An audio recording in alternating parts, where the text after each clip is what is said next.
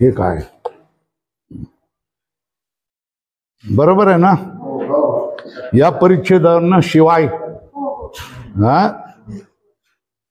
शिवाय या भोग्य भोक्तृत्व भ्रांतीने सत्यत्व समजुतीने सुख प्राप्त्यर्थ जो प्रयत्न करावा तो एक आपल्या भाळी ललाटी लिहिलेला नवा दैव दुर्विलासच ठरून परिणामी दुःखच दुःख होते.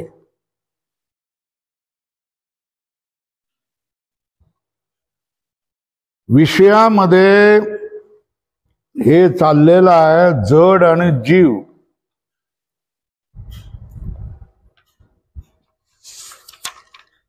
जीव आणि जडाचा भेद, हे तिसरा प्रकारचा भेदाविषयी चाललेलं आहे. तर ह्याच्यामध्ये जड आणि जीवाचा भेद आहे हे आपणाला भासतं.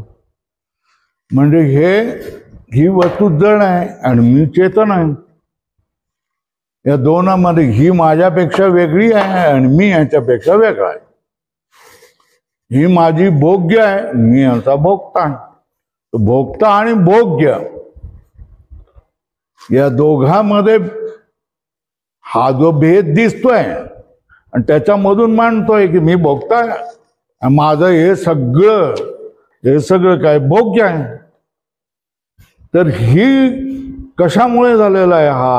ही भ्रांती, ही भेद असल्यामुळे झालेला आहे. हे वास्तविक तसा भेद नाही आहे, पण अज्ञानामुळे ही जड आहे, मी चेतन आहे, हे माझं भोग्य आहे आणि मी काय याचा भोगता आहे, अशा तऱ्हेने तो जीव अविद्येनं मानत बसतो. आणि मी जर भोगता आहे तर जगातल्या सगळ्या वस्तू मला मिळाल्या पाहिजेत, कारण त्या माझ्या भोग्य आहेत. आणि त्या वस्तू मिळाल्या नाही तर माझं जीवन व्यर्थ आहे ना. मला सुख मिळणार नाही, मी दुःखी राहणार आहे, अशा तऱ्हेच्या भावना मनुष्यामध्ये निर्माण होतात. आणि ही भेदभ्रांतीमुळे आपण भोग्य वस्तूच्या पाठीमागे धावत धावत धावत धावत धावत धावत जातो. याला म्हणतात मृगजळाच्या पाठीमागे. मृग जशा तऱ्हेने म्हणजे हरिण जसं उन्हाळ्यामध्ये डांबराच्या रोडवर जे मृगजळ दिसतं ते खरं पाणी आहे असं समजून त्याच्या पाठीमागे धावत धावत जशा तऱ्हेने जात, तशा तऱ्हेने माणूस देखील हे भोग्य वस्तू आहे आणि मी भोगता आहे. या दोघांमध्ये माझा भेद आहे. मी मालक आहे आणि हे माझं सर्वस्व आहे, माझं धन आहे, माझं स्व आहे, अशा तऱ्हेने मानत बसतो आणि त्याच्या पाठीमागे धावत फिरतो. धावत फिरल्यामुळे भ्रांतीमुळे तुम्ही जर धावत असाल तर तुमच्या पाठीमागे नशिबाला काय येणार आहे? दुःखच येणार आहे. दुःखाशिवाय दुसरं काहीच येणार नाही सांगितलंय. शिवाय या भोग्य भोक्तृत्व भ्रांतीने. आणि हे कसं आहे? हे सत्य आहे, मीही सत्य आहे आणि हे जे भोग्य वस्तू आहे हेही सत्य आहे. या दोन वस्तू सत्य आहे आणि सत्य असेल तर ही माझी भोग्य आहे, ती मला मिळाली पाहिजे. ह्याच्यासाठी जगामध्ये ईर्ष्या, द्वेष, राग, क्रोध, हिंसा, या खून, या सगळ्या गोष्टी ज्या जगामध्ये होऊन राहिलेल्या आहेत या कशामुळे आहेत? भोग्य भोक्ता या भ्रांतीमुळे. आणि दोन्ही सत्य आहेत या भ्रांतीमुळे. आणि या दोन्ही सत्य असून या दोन्हीमधला भेदही सत्य आहे. ही जी भ्रांती आहे या भ्रांतीमुळे आपण फिरत राहतो. ललाटी लिहिलेला नवा दैव दुर्विलास, दैवाचा विलासच ठरून परिणामी दुःख आपल्या वाटाला येते. म्हणून या भ्रांतीच्या निवृत्तीसाठी जसा स्वप्नस्थ जीवाचा व स्वप्नस्थ घटाविषयीचा भेद भासत असला तरी तो मिथ्या आहे. तसा जागृतीतील जीव जडाचा भेद देखील मिथ्या आहे असे युक्तीने चिंतन करावे। यासाठी एक युक्ती करावी। काय युक्ती करावी? तो स्वप्नामध्ये मी पाहत असतो है ना, आणि त्या माझ्या समोर एक घट असतो, त्या घड्यामध्ये पाणी असतं आणि मला उन्हाळा जाणवत असतो आणि मला त्रास होत असतो, पाणी प्यावं असं वाटत असतं। तर त्यामध्ये मी जो आहे मी पण सत्य आहे आणि त्याच्यामध्ये जो घट आहे तो घटही सत्य आहे आणि त्याच्यामध्ये असणारं पाणी आहे ते पण सत्य आहे आणि मला ते पाणी मिळालं पाहिजे। कोणी त्या घटाच्या आड आला तर त्यावेळेला अरे मला पाणी प्यायला देत नाही म्हणून त्याच्याशी मारामारी करायला तो तयार असतो। कधी? स्वप्नामध्ये। तो स्वप्नामधला मी पाणी पिणारा, स्वप्नामधला घट, स्वप्नामध्ये घटामध्ये असणारं पाणी, स्वप्नामध्ये असणारी मारामारी, या सगळ्याच गोष्टी शेवटी जागल्यानंतर कशा होतात? खोट्या ठरून जातात। कशा ठरून जातात? खोट्या ठरून जातात ना। तर तशा स्वप्नामध्ये जशा तऱ्हेने मी भोगता आणि माझं हे भोग्य पदार्थ आहे, हा जो भोगता आणि भोग्य, जड आणि चैतन्य याचा भेद हा जसा मिथ्या ठरतो, त्याच गोष्टीवरून आपण सुद्धा जागृतकालीन देखील काय हा जो भेद दिसतोय की मी भोगताय आणि हे माझं भोग्य आहे, हा भेद सुद्धा काय केला पाहिजे? खोटा आहे असंच पारमार्थिक स्वरूपामध्ये मानलं पाहिजे। व्यवहार होत असला, आता मला तहान लागते, पाणी पित असलो आणि पाण्याने माझे तहान भागत असलं, हे जरी व्यवहारात होत असलं तरी स्वप्नामध्ये जशा तऱ्हेने मी पाणी पितो आणि माझं तहान भागते आणि जर मला पाणी नाही मिळालं तर मी त्याच्यासाठी मारामारी करायलाही तयार होतो। तीच गोष्ट जागृतपणामध्ये देखील आहे। जागृतकालीन जो मी भोगता चेतन आणि हे भोग्य जड याचा भेद देखील कसा आहे? मिथ्याही आहे। जशा तऱ्हेने स्वप्नामधला भेद खराच वाटत असतो त्यावेळेला, पण जागल्यानंतर तो भेद खोटा ठरत असतो। तशा तऱ्हेने व्यवहारामधला भेद आपणाला खरंच वाटतो का? हे खोटं कसं काय? माझी तहान भागते, मग खोटं कसं मानताय तुम्ही? अशा तऱ्हेने आपण म्हणतो। पण इथे सुद्धा जागणं महत्वाचं आहे ना। काय महत्वाचं आहे? इथे सुद्धा जागणं महत्वाचं आहे। आणि हे जागलं तर स्वप्नातले जसे भेद, जड चेतनाचा भेद हा मिथ्या आहे, खोटा आहे, तशाच तऱ्हेने जागृतकालीन देखील जड चेतनाचा भेद हा मिथ्या आहे आणि हे पारमार्थिक रूपाने जागणं आहे। याला काय म्हणतात? व्यवहारातलं जागणं व्यवहारातलं जागणं झालं तर स्वप्न खोटं ठरतं आणि परमार्थामधलं जागणं झालं तर त्याच्यामध्ये व्यवहार देखील काय ठरत राहतो? खोटा ठरत राहतो। व्यवहारामधलं जे खरेपण आहे ते खरेपण देखील काय होत जातं? खोटं ठरत जातं। जसा स्वप्नस्थ जीवाचा व स्वप्नामध्ये होणाऱ्या घटादी विषयांचा भेद भासत असला तरी तो मिथ्या आहे, हे जसं उदाहरण आहे, तसा जागृतीतील जागृतकालीन जीव आणि जडाचा भेद देखील मिथ्याच आहे। असं कसं जाणणार? युक्तीने, मतलब अनुमानाने जाणायचं आहे। स्वप्नामध्ये जीव आणि जडत भेद हा काय? मिथ्या आहे, कारण ते दृश्य आहे, बरोबर आहे। तशांतराने जागृत कालचं हे दृश्य, मी पण दृश्य आहे, हे पण दृश्य आहे, हे सगळे दृश्य, द्रष्टा, भोज्य आणि भोगता हे भेद आहेत, व्यवहारातले भेद आहेत। हे व्यवहारातला भेद देखील हा देखील काय आहे? मिथ्याच आहे, कारण तो भेद आहे आणि तो कारण तो दृश्य आहे। जशा तऱ्हेने स्वप्नाचं दृश्य असलेला भेद जड आणि चेतन यांचा भेद मिथ्या आहे। जागृत कालामध्ये देखील हे माझं दृश्य आहे म्हणून जागृत कालामध्ये मी आणि माझा हा जो दृश्य पदार्थ, जड पदार्थ, भोज्य पदार्थ आहे, याच्यामधला भेद देखील काय असणार आहे? मिथ्याच असणार. ही युक्तीने जाणायचं असतं, कशा तऱ्हेने. पण हे जागणं व्यवहारातलं जागणं नाही, परमार्थामधलं जागणं आहे. साधू संतांच्या संगतीने आणि शास्त्रीने हे जागणं होऊ शकतो.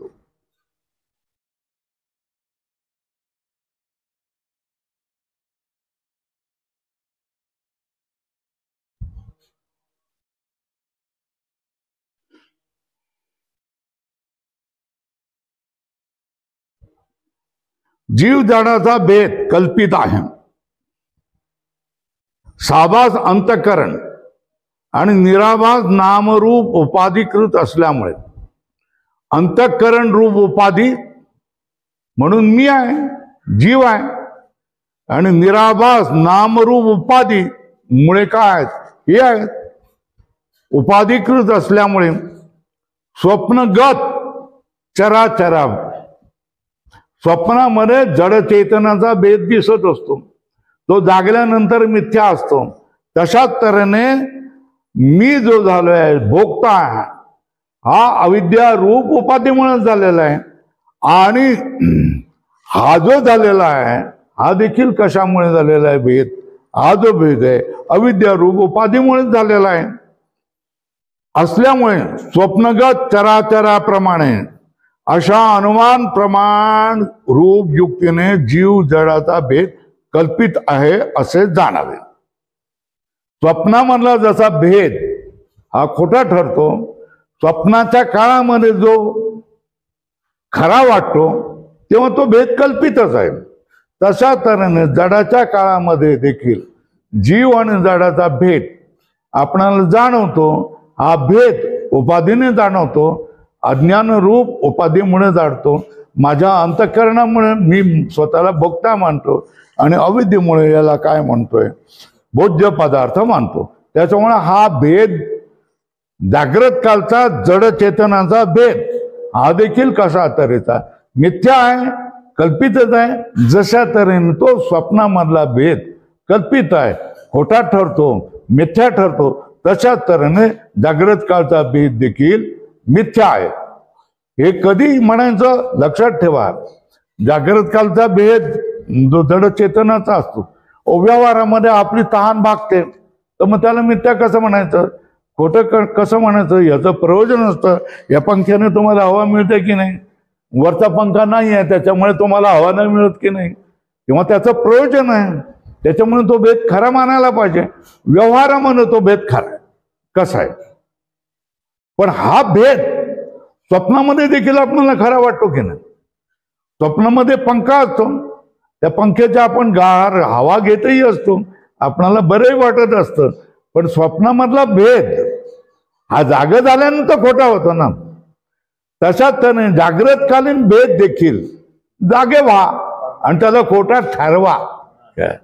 खरा भासत असला तरी जागृत व्हा. जागरणाला या, आहे ना, जागरणाला या आणि त्याच्यावर शिक्का मारा. खरा भासत असला तरी खोटा, म्हणजे हे गेल्यानंतर तुम्ही मोटारीने जाणार नाही का? मोटार बिघडली तर तुम्हाला याच्याकडे गॅरेजमध्ये न्यावं लागणार नाही का? ते सगळं करावं लागणार. हे करावं लागत असलं तरी परमार्थात मी जागृत झालेलो आहे, हे जरी व्यवहारामध्ये खरं असलं तरी परमार्थ रूपाने मी काय म्हणणार आहे? खोटाच म्हणणार आहे.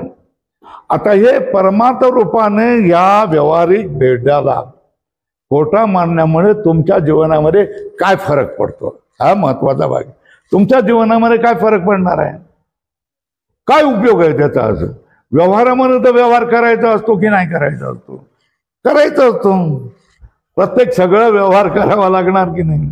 बायकोला आपलं काम करावं लागतं की नाही? नवऱ्याला आपलं काम कमाई करून आणून द्यावी लागते की नाही? मुलांना सांभाळावं लागतं की नाही?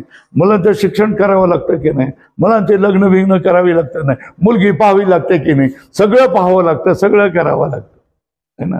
सगळं करावं लागतं. तरी पण हे भेद खोटं आहे हे आपण काय करायचं? जागृत होऊन ठरवायचं. मग आता अज्ञानीमध्ये आणि जागणाऱ्यामध्ये फरक काय? तो जागृत झालेला आहे आणि जागृत झालं होऊन या भेदांना काय मारतोय, मिथ्या अशाने ठपका मारतोय. आणि अज्ञानी माणूस काय करतोय, त्याला सत्य मानतोय. तर मृगजळाला सत्य मानणं आणि मृगजळाला खोटं ठरवणं दिसत असताना देखील याचा फरक नाही पडणार का? जीवनामध्ये फरक पडणार की नाही? मी नेहमी जे सांगतो, समजावून सांगतो, ते कुठलं आहे? कारमध्ये असणाऱ्या कार चालकाचा आणि त्याच्या मुलाचा दृष्टांत सांगत होतो. मुलगा समोर दिसणाऱ्या मृगजळाला खरं मानून घाबरत असतो आणि बाबा बाबा आम्ही बुडून जाऊ, कार वाहून जाईल, तुम्ही जाऊ नका, मागे फिरा मागे फिरा म्हणून त्यानं दाबून दाबून बाबांना सांगत असतो की नाही. आणि बाबा त्याचं काही न ऐकता वेगाने, अधिक दुप्पट वेगाने गाडी नेऊन पुढे जात असतात. आणि पुढे हिरवागार जंगलामध्ये गेल्यानंतर ते मृगजळ नाही होत असत आणि मुलगा आता हसायला लागतो, हे ना. पण मुलगा घाबरला, ते कशामुळे? मृगजळाला सत्य मानल्यामुळे.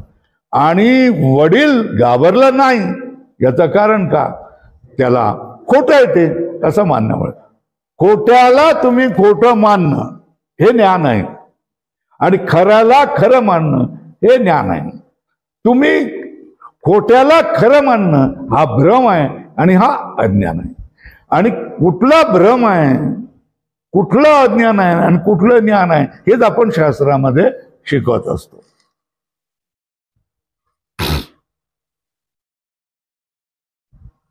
अनुमान प्रमाणाने जीव जडाचा भेद कल्पित आहे हे आपण ठरवतो. काय?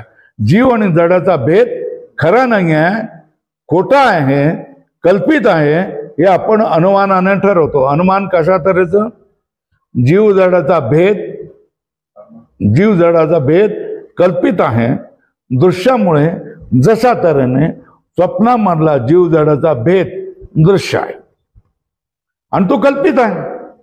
स्वप्नामधला जीव जडाचा भेद कल्पित आहे कारण तो दृश्य आहे म्हणून.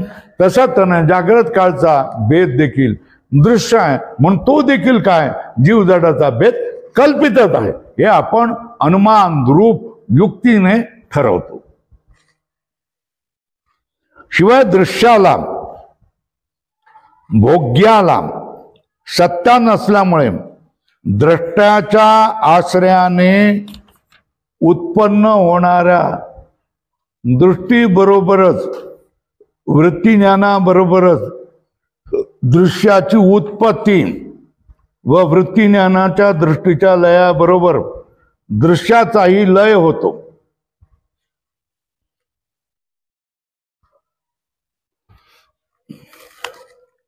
कुठल्याही पदार्थाला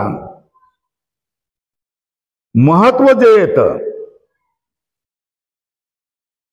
ते तुम्ही त्याच्याकडे तुम्ही लक्ष दिलं, त्याच्याविषयीचं ज्ञान झाल्यानंतर तुम्हाला त्याच्याविषयीचं महत्व वाटत असतं. पण जगामध्ये दृश्य पदार्थ किती आहेत? जगामध्ये अनंत दृश्य पदार्थ आहेत, बरोबर आहे. तर दृष्टी सृष्टीवाद म्हणून एक सिद्धांत आहे वेदांतामध्ये. म्हणजे जेव्हा तुमची दृष्टी पडते त्याच वेळेला ती सृष्टी तुम्हाला दिसते, म्हणजे उत्पन्न होते. जोपर्यंत त्या वस्तूचं ज्ञान होतं, जोपर्यंत त्या वस्तूची काही क्रियाकलाप होतात, जोपर्यंत त्या वस्तूचा तुम्हाला उपयोग होतो, तोपर्यंत ती वस्तू तुम्हाला महत्वाची वाटत असते. तोपर्यंत ती वस्तू आहे असं तुम्हाला वाटत असतं. बाहेर किती झाडं आहेत सांगा बरं, है ना. या झाडं असली बाहेर बोलतायत की नाही? तिथे लक्ष गेल्यानंतर आपल्याला ते ऐकू येतं ना, कोणीतरी बोलतायत असं होतंय ना. आणि जर आपलं तिकडे लक्ष नसेल तर ती असो किंवा नसो, आपणाला त्याच्याशी काही घेणं देणं नसतं. आपणाला ते नसल्यासारखंच असतं की नाही, है ना. बघा, सासू सुनेचं भांडण असतं, है ना. तर सासू सुनेचं भांडण असतं तर स्वामीजी आमच्याकडे आमचं रोज भांडण होतं, काय करावं मला समजत नाही, है ना. आता बघा, मी तिला सांगितलं की तिच्याकडे लक्ष देऊ नकोस. लक्ष देऊ नको कसं म्हणतात, ती सारखी शिव्या घालते आणि मला ऐकू येतं, मग मलाही काहीतरी बोलावं असं वाटतं. तिला सांगितलं की ती आहे पण नाही असं समज ना, वस्तुतः आहे पण नाही असं समज ना, है ना. तर तिने तो उपाय केला, ती शिव्या घालत राहिली, शिव्या घालत राहिली, शिव्या घालत राहिली, है ना. पण हिने नसल्यासारखंच केलं ना. काय झालं, ती नाहीच आहे आपणाला, म्हणून ते आपला आपला रोजचा व्यवहार करत राहिली, कामं करत राहिली, सगळं करत राहिली. आणि हळूहळू काय झालं, ही काही ऐकत नाही, प्रतिक्रिया देत नाही म्हटल्यानंतर ती बाई देखील किती वेळा शिव्या घालत बसणार, है ना. ती मग थांबली, हिला हिच्यावर काही परिणाम होत नाही असं म्हटल्यावर काय करताय, ती थांबली. आणि तिने येऊन सांगितलं मला, स्वामीजी आता काही विशेष, त्या बोलत बसतात, मी माझं काम करत बसलो, दोघांचंही काम आलं, तिला काम नसतं शिव्या घालण्याशिवाय, त्याच्यामुळे ती शिव्या घालत बसते, मला काम असतं, शिव्या घालायला वेळ नसतो, म्हणून मी तिचं ऐकतही नाही काही. तेव्हा दोघांचंही चूक झालं की नाही झालं, म्हटलं सांगितलं की नाही, जर आपण त्याला असून मिथ्या मानणं, काय मानणार, तर आपणावर परिणाम होणार नाही. असून जर त्याला सत्य मानलं तर ती काय बोलते, ते कुठली शिव्या घालते, तिने काय बोललं, तिने माझ्या बाबाविषयी काय बोललं, तिने माझ्या माझ्याविषयी काय बोललं, हे आपण लक्ष देत राहतो की नाही, ऐकतो की नाही, काय बोलली काय बोलली काय बोलली हे करत राहतो की नाही. पण जर आपण त्यांना असून नसल्यासारखं केलं तर आपणाला फरकच पडत नाही ना. जशा तऱ्हेने चहा प्यायचा नाही, एकदा निश्चय केला की मग आपणाला चहाविषयी काय वाटत नाही, समोरच्या माणसाने चहा घ्या असं म्हटलं नाही तर आपणाला काय वाटतं का, नाही वाटत. चहा सुद्धा दिला नाही, चहा घ्या असं सुद्धा म्हटलं नाही, म्हणून किती रागावतात की नाही, रागवतात. पण बाजूला चहा पित असताना देखील आपण मात्र सांगतो की मी चहा पित नाही, मला नको चहा. आता ते सगळे रसपूर्ण वृत्तीने चहा पित असताना देखील आपल्याला त्याच्याविषयी काही वाटत नाही, है ना. का वाटत नाही, कारण आपण त्याला ते आपल्यासाठी नाही आहे असं म्हणतो. तर थोडक्यात काय मिथ्या मानणं म्हणजे काय, मिथ्या मानणं म्हणजे काय, आजूबाजूला सगळं घडत असताना देखील, काय आजूबाजूला सगळं घडत असताना देखील ते आपल्यासाठी नाही आहे, त्यांचा आपल्या जीवनामध्ये काही संबंध नाही आहे ना, त्यांचा आपल्या जीवनामध्ये काही परिणाम होणार नाही, त्यांच्याविषयी त्या पदार्थाविषयी असणारी सत्ता, अस्तित्व हे तुम्ही नाकारता, त्या पदार्थाविषयी असणारी श्रद्धा तुम्ही नाकारता, त्या पदार्थाविषयी असणारा सत्कार तुम्ही नाकारता, त्यावेळेला तुम्हाला काही वाटेन असं होतं. समोरच्या विषयी आदर असेल, सत्कार असेल, है ना, श्रद्धा असेल, तर त्याला कोणी शिवी दिलं तर तुम्ही क्रोधाने उडता की नाही, असं कसं बोलतो, माझे गुरु आहेत, रागाने करतो की नाही. पण शिव्यागाळा घालणारे बाहेर किती लोक असतात, त्याचं आपल्याला काहीच वाटत नाही, हा असेल कोणाला काहीतरी, बरोबर आहे. पण ज्याला आपलं मानलेलं आहे ना, ज्याच्याविषयी आदर आहे, ज्याच्याविषयी श्रद्धा आहे, त्याला जर कोणी शिव्या घाला की मारामारी होण्याची पाळी येते की, कारण ते आपणाला आदराचं असतं, श्रद्धेचं असतं. आता ही जी वस्तू सांगितली आहे त्याच्यावर मिथ्या मानणं म्हणजे काय, मिथ्या मानणं म्हणजे काय, त्याची आस्तिक्य बुद्धी, सत्य बुद्धी आपल्या मनामध्ये जो दडून बसलेले तिला काढून फेकून देणं, तिच्याविषयीची श्रद्धा बसलेली आहे ती श्रद्धा काढून टाकून देणं, त्याच्याविषयीची ममत्व बुद्धी ही काढून टाकून देणं. म्हणजे मग कसं बनणं, म्हणजे मग तटस्थ बनणं आलं. काय आणणं, जेव्हा ममत्व बुद्धी, अनुकूलत्व बुद्धी असते त्यावेळेला आदर, श्रद्धा या सगळ्या गोष्टी पाठोपाठ येत असतात. ज्या वेळेला द्वेष बुद्धी असते त्यावेळेला तुमच्या पाठीमागे राग, लोभ, क्रोध, प्रतिकूलत्व बुद्धी या सगळ्या गोष्टी तुमच्या पाठीमागे येत असतात. आणि हे जर काही नसेल तर जगात काही घडो, आपण आपले कसे आहेत, तटस्थ आहोत. तर ही तटस्थ बुद्धी येणं हे महत्वाचे आहे. कशाची? सगळं घडतंय जगात, सगळ्या गोष्टी घडतात, पण त्याच्यामध्ये आपल्यामध्ये कशी बुद्धी आहे, तटस्थ बुद्धी येणं. पण याचा अर्थ असा नाही, तटस्थ बुद्धी म्हणजे याचा अर्थ असा नाही की बाबा तुम्ही रस्त्याने गाडीतून चाललायत तुम्ही आणि समोर माणूस एक पडलेला आहे रक्तबंबाळ अवस्थेमध्ये, याच्या वेळेला तुम्ही तटस्थ बुद्धी दाखवून देणार का? काय करणार तुम्ही? उतरणार, जिवंत आहे की नाही बघणार, जिवंत आहे, धकधकत आहे त्याचं, तर तुम्ही गाडीत घालणार. गाडीत घातल्यानंतर तुमच्या त्या आसनात खराब होत आहे की नाही, रक्ताने माखलंय की नाही, याची तुम्ही पर्वा नाही करणार. तुम्ही हॉस्पिटलमध्ये घेऊन जाणार, त्याच्यावर उपचार करणार, त्याच्या घरच्या लोकांना कळवणार, एवढं सगळं करणार का नाही?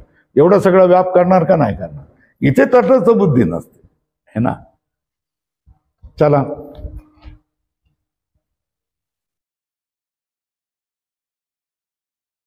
शिवाय दृश्याला, भोग्याला, हे सांगितले.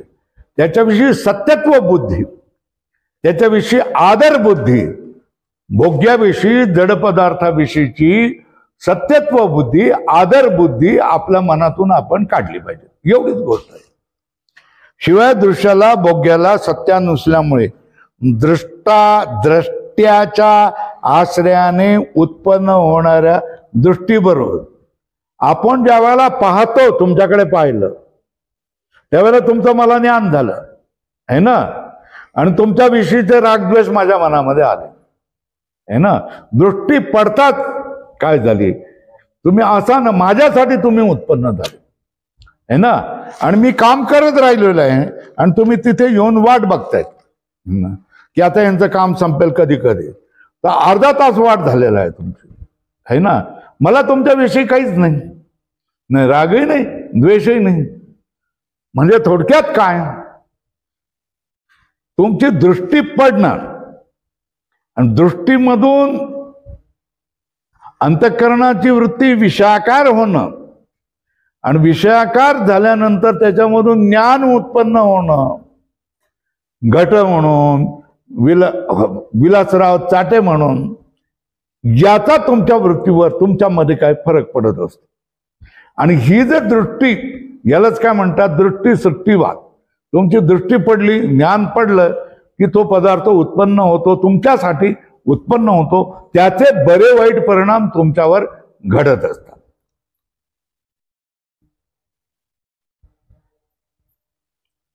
आणि दृश्याची उत्पत्ती व वृत्ती ज्ञानाच्या दृष्टीच्या लयाबरोबर दृश्याचाही लय होतो. तुम्ही त्याच्याविषयी तुमची दृष्टी दूर झाली, दृष्टीचा लय झाला की तो माणूस तुमच्यासाठी नसतो. असणं तुमच्यासाठी असणं आणि नसणं, तुम्ही त्याच्यामधून तुम्हाला ज्ञान होणं, अनुकूल बुद्धी होणं, त्याच्यासाठी त्यासाठी तुमचा तो माणूस तुमच्यासाठी असतो. त्याच्याविषयी प्रतिकूल बुद्धी होणं, त्याच्यावरून दृष्टी तुमची दूर होणं, म्हणजे तुमच्या दृष्टीचा लय होणं, म्हणजे तो माणूस तुमच्यासाठी संपून जाणं. जसे स्वप्नातील पदार्थ ज्ञानापूर्वी असतात की नसतात. स्वप्नामध्ये तुम्ही मला स्वप्नात मध्ये येऊन भेटलात, स्वामीजी स्वामीजी मी आलोय, आज मला राहायचं आहे इथे, आज मी 7 दिवसभर इथे राहीन. तुम्ही म्हणाल कुठे, कधी? स्वप्नात. पण ही स्वप्नातली तात्कालिक भेट होण्यापूर्वी तुम्ही स्वप्नात होता की नव्हता? नव्हता. जागल्यानंतर मला कळतं की तिथे भेट होण्यापूर्वी ते नव्हते. बरोबर आहे. तो स्वप्नातला माणूस स्वप्नात दिसतो तोपर्यंतच असतो आणि त्याच्या पूर्वी नसतो आणि नंतरही नसतो. लय होतो, त्याचा लय होतो ना, विलीन होतो ना. जसं दुःख जशा तऱ्हेने विलीन होतो तशा तऱ्हेने स्वप्नातले दृश्य देखील विलीन होत जातात. आणि हे स्वप्नातील दृश्य जागल्यानंतर आपल्याला समजतं की ते पूर्वी नव्हते आणि लय झाल्यानंतरही नव्हते आणि मध्ये देखील नव्हते. हा आपण निर्णय करतो, कधी? जागा झाल्यानंतर निर्णय करतो. स्वप्नातील पदार्थाच्या ज्ञानापूर्वी नसतात, परंतु ज्ञानाबरोबरच उत्पन्न होतात व ज्ञानाच्या लयाने लय पावतात. म्हणून त्या स्वप्नस्थ पदार्थास अज्ञात सत्ता नसून फक्त ज्ञात सत्ताच आहे. अज्ञात सत्ता म्हणजे तुम्हाला ज्ञान नसताना देखील सत्ता असणं, आणि ज्ञात सत्ता म्हणजे जडजड शब्द वापरतात. तुम्हाला ज्या वेळेला ज्ञान होते त्याच वेळेला त्याच्या अस्तित्वाची जाणीव तुम्हाला होणं, याला काय म्हणतात? ज्ञात सत्ता. आणि अज्ञात सत्ता कशाला म्हणतात? तुमचं ज्ञान हो न हो ती वस्तू असतेच असतेच, नित्य वस्तू, भ्रमित वस्तू आहे ना. जोपर्यंत तुम्हाला ज्ञान होत आहे, रज्जूमध्ये दिसणारा सर्प कुठपर्यंत असतो? जोपर्यंत तुम्हाला ज्ञान होत आहे तोपर्यंतच असतो. आणि तुम्हाला ज्ञान ज्ञान होण्याचं संपलं किंवा दुसरं ज्ञान झालं, हा रज्जूही आहे, त्यावेळेला ते सर्पाची सत्ता संपून जातो. त्याच्याविषयी आपण काय निर्णय करतो? हा पूर्वीही नव्हता, नंतरही नव्हता आणि मध्येही नव्हता. ब्रह्मविषयी आपण निर्णय करत असतो की ही वस्तू कधीही नव्हती, असंच वस्तू ज्ञात सत्ताच आहे. कारण शुद्ध चैतन्य स्वतः मुक्त असूनही दृष्टीच्या उपाधीमुळे त्यात द्रष्टृत्व येते व मग तो द्रष्टा दृश्यात सत्य समजतो.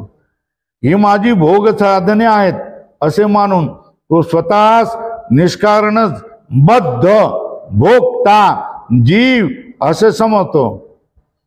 आता काय सांगितलंय? आपण स्वतः कसे आहात? शुद्ध चैतन्य आहेत, आहे ना.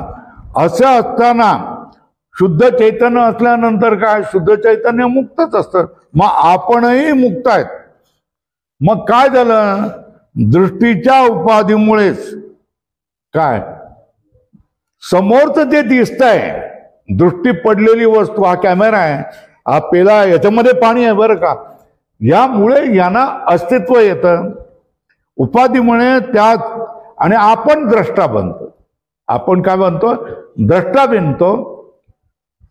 आपली दृष्टी होते आणि हा पदार्थ काय होतो? दृश्य. हे त्रैगुण्य म्हणजे ही जे दृश्य, दर्शन आणि द्रष्टा, ही त्रिपुटी जी आहे ही अविद्येमध्ये निर्माण होते. नाहीतर आपण स्वतः कोण आहे? शुद्ध चैतन्य आहे, मुक्तच आहोत. पण व्यवहारामध्ये याच्यावर दृष्टी पडली की हे माझं आहे, हे माझं आहे, हे माझं आहे, हे माझं आहे, हे माझं आहे, याला कोणी हात लावू नका, हे व्यवहारामध्ये निर्माण होतं. कारण हे दृष्टी पडल्याबरोबर हे माझं आहे, हे माझं आहे, हे माझं आहे, माझं आणि तुझं हे भाव निर्माण होतात. माझं हे माझं सत्व आहे, माझ्या अधिकाराचं आहे आणि ते मलाच मिळायला पाहिजे, दुसरं कोणाला मिळता कामा नये, ते दुसरं कोणी चोरून नेता कामा नये, अशा तऱ्हेची गोष्ट होते. आता तुम्हाला याच्यावरून सांगतो.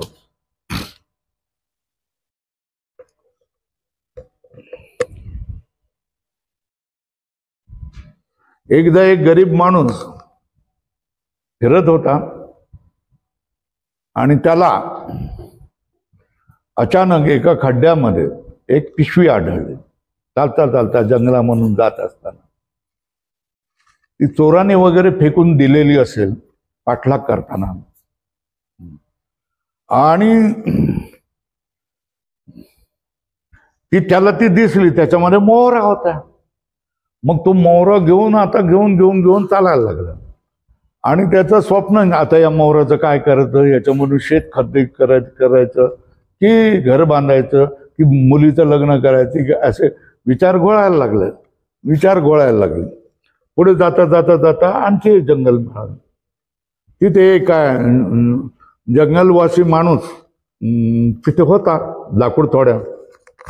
लाकूड तोड्याला भरून जाताना एक माणूस दिसला. त्याच्या मनामध्ये संशय आला, काहीतरी ओझं घेऊन जातोय आणि हे सामान्य ओझं नाही आहे ना. सामान्य ओझं असेल तर सहज घेऊन जात असेल ना. हा जास्त लपल्यासारखा दिसतोय आणि हे दिसतोय, तर ह्याच्यामध्ये सोनं नाणं हे वगैरे काहीतरी असेल, बरोबर आहे ना. मग तो धावत गेला तिथे, कुऱ्हाड दाखवली पाजळलेली, ठीक आहे ना. ठेवतोस का नाही ठेवतोस म्हणून सांगितलं. आता तुला जगायचं आहे का हे पाहिजे सांग. मग त्याने म्हणायचं जगायचंच आहे मला म्हणून सांगितलं. आणि ती मोहरा दिली, त्याच्या मोहऱ्याची पिशवी त्याला दिली. आता बोला तुम्ही, तो काय म्हणेल? ज्यावेळेला त्याला ते मोहराची पिशवी मिळाली त्यावेळेला तो माझं तुझं म्हणायला लागला. आणि मी आता त्याने स्वप्न केली, काय केलं की मुलीचं लग्न करू, जमीन घेऊ, हे करू. आणि हे ज्यावेळेला गेलं, चोरलं गेलं, धमकीने घेतलं गेलं, आता त्यावेळेला तो काय म्हणणार? हा बरोबर आहे ना, बरोबर आहे ना. प्रत्येक जण असाच म्हणेल की नाही सांगा. आणि असंच म्हटलं पाहिजे की नाही. आणि असंच जर म्हटलं तर तुम्हाला दुःख होणार नाही. काय होणार नाही? तुम्हाला दुःख होणार नाही. आणि तुम्ही असं जर नाही समजलं तर एवढी मोठी मिळाली होती आणि माझं हे झालं, काय माझं दैव, काय असं तसं म्हणून काय करणार? तो रडत राहणार. प्रत्येक वेळेला तुमचं ज्या वेळेला हानी झालेली असेल त्यावेळेला तुम्ही दुःख करू नका, आयतोबा करू नका, शोक करू नका. काय समजा हे जायचंच होतं, काय करणार आहे त्याला. आता इथे मुलं येतात आणि जातात, आता काय करायचं? फुकट महिनाभर, 2 महिना, 3 महिना, 4 महिना खातात पितात. एक दिवस त्यांच्या मनामध्ये करमत नाही, निघून जातात. आता 4 महिने त्याने फुकट खाल्लेलं आहे. आपण काय करायचं? काय म्हणू शकतो? जाणारच आहे. त्याला कोणी रोखू शकतो का? येणाऱ्याला तुम्ही रोखू शकता ना, पण जाणाऱ्याला तुम्ही रोखू शकता ना. किती वेळ चौकीदारी तुम्ही करणार? तो उडून जाणार कसा ना कसा तरी, इकडून तिकडून पळून जंगलामधून इकडून तिकडून पळून जायचं, तो पळून जाणारच. जाणाऱ्याला तुम्ही रोखू शकत नाही, आहे ना.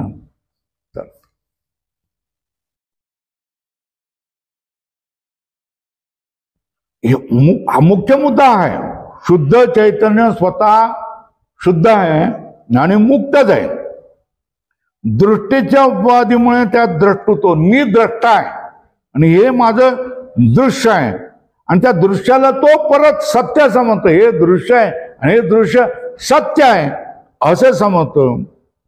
ती माझी भोग साधने आहेत असे मानून तो स्वतः निष्कारणच काय करतो, बद्ध. हे माझं आहे, हे मला मिळालं पाहिजे, याच्यापासून मी सुटू शकत नाही, हे माझ्यापासून सुटू शकत नाही, अशा तऱ्हेने काय करू शकतो? बद्ध भोगता जीव समजतो. काय करतो? बद्ध भोगता जीव समजतो.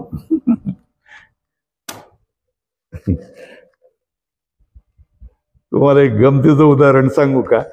पेपरामध्ये बातम्या येतात, कधी कधी व्हिडिओही येतात, मजेशीर असतात, है ना.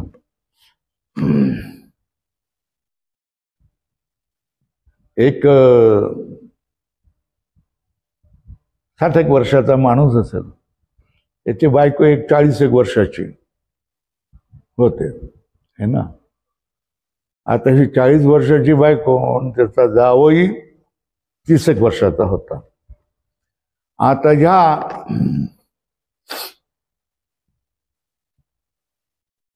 सासूचं आणि त्या जावयाचं जमलं आणि त्याने प्रेम करायला सुरुवात केली, बरोबर आहे ना. दुसऱ्या लोकांच्या लक्षात आलं, त्यांनी त्याला जागृत केलं की हे बघ बाबा असं असं आहे म्हणून. तो म्हणाला, मी रंगे हात पकडल्याशिवाय मी कसं काय करू शकतो, है ना.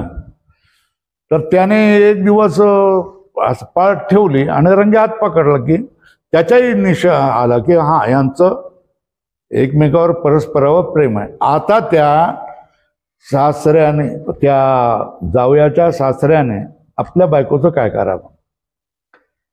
खून करेल, मारून टाकेल, जळून टाकेल, ती बदा बदा बदा तिच्या लाकडाने पाठ फोडेल. काय करेल?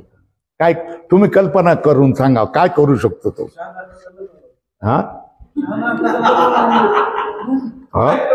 काय हा खरोखर त्याने लग्न लावून दिलं. त्याने गावातल्या पंचांना बोलावलं, समजलं ना, गावातल्या पंचांना बोलावलं सगळ्या लोकांना की माझी बायको माझ्या जावयाबरोबर प्रेम करते आणि माझ्यावर तिचं प्रेम संपलेलं आहे, प्रेम संपलेलं आहे, तर मी माझ्या हाताने काय करतोय, तिचं लग्न जावयाबरोबर लावून देतो. पंचांना बोलवलं, गावाला बोलवलं, सगळ्या तरुण गेलं आणि त्या जावयाला काय केलेलं, मांग भरायला लावला. मांग म्हणजे भांगामध्ये कुंकू लावायला लावलं. झालं, डबडं वाजवलं, जा म्हणून सांगितलं. आता बघा, त्याने जर रागाच्या भरात काय केलं, मारलं असतं तिला, खून केला असतं, तर खून केलं तर हा जेलमध्ये गेला असताना, आहे ना, हा जेलमध्ये गेला असताना. अशी उदाहरणं आहेत की नाही, आहेत ना. त्याच्यापेक्षा त्यांनी समजदारी काय दाखवली, आपल्यावरचं प्रेम संपलं ना, आपल्यावरची श्रद्धा संपली ना, मग जाऊ दे ना, आपणच त्याचं लग्न, जा बाई तुला जायचंय जाऊन जा म्हणून. अशी घटना घडतात आणि त्याच्यावर लक्ष ठेवा तुम्ही. हा वकील साहेबाला पॉइंट मिळाला की नाही, हा हा प्रेमिका म्हणून तो ऑफिसला गेला किती आहे, हा त्या दोघांनी म्हणून त्याला मारून टाकलं. हो, आणि पुन्हा काही दिवसांनी त्या दोघांचा ऍक्सिडेंट झाला, तोही मेला. मग काय उपयोग झालं.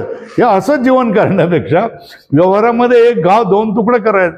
माझ्यावर श्रद्धा नाही ना, तुझी त्याच्यावर श्रद्धा आहे ना, ठीक आहे कर, मी प्रेमाने येतो, तुझं लग्न लावून देतो सगळ्यांसमोर.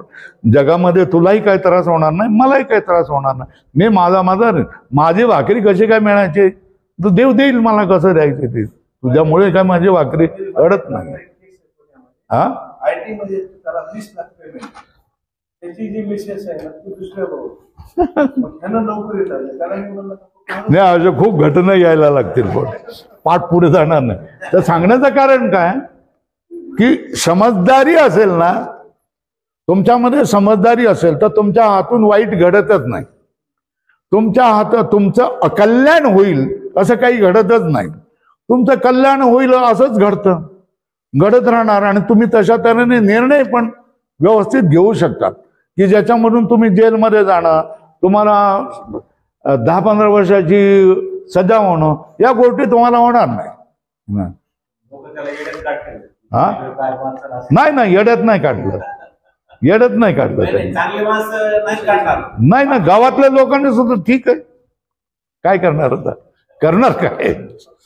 पुढे बघा, ती माझी भोग साधने आहेत असे मानून तो स्वतःच निष्कारणच काय करतोय, तो बद्ध नसताना बद्ध मानतो, भोगता नसताना भोगता मानतो, चैतन्य स्वरूप असताना जीव समजतो. याविषयी तुकाराम महाराज म्हणतात, प्रसिद्ध आहे, आपण पुन्हा पुन्हा सांगतो. मुक्त होता परी बळे झाला बद्ध, घेऊन या छंद माझे माझे.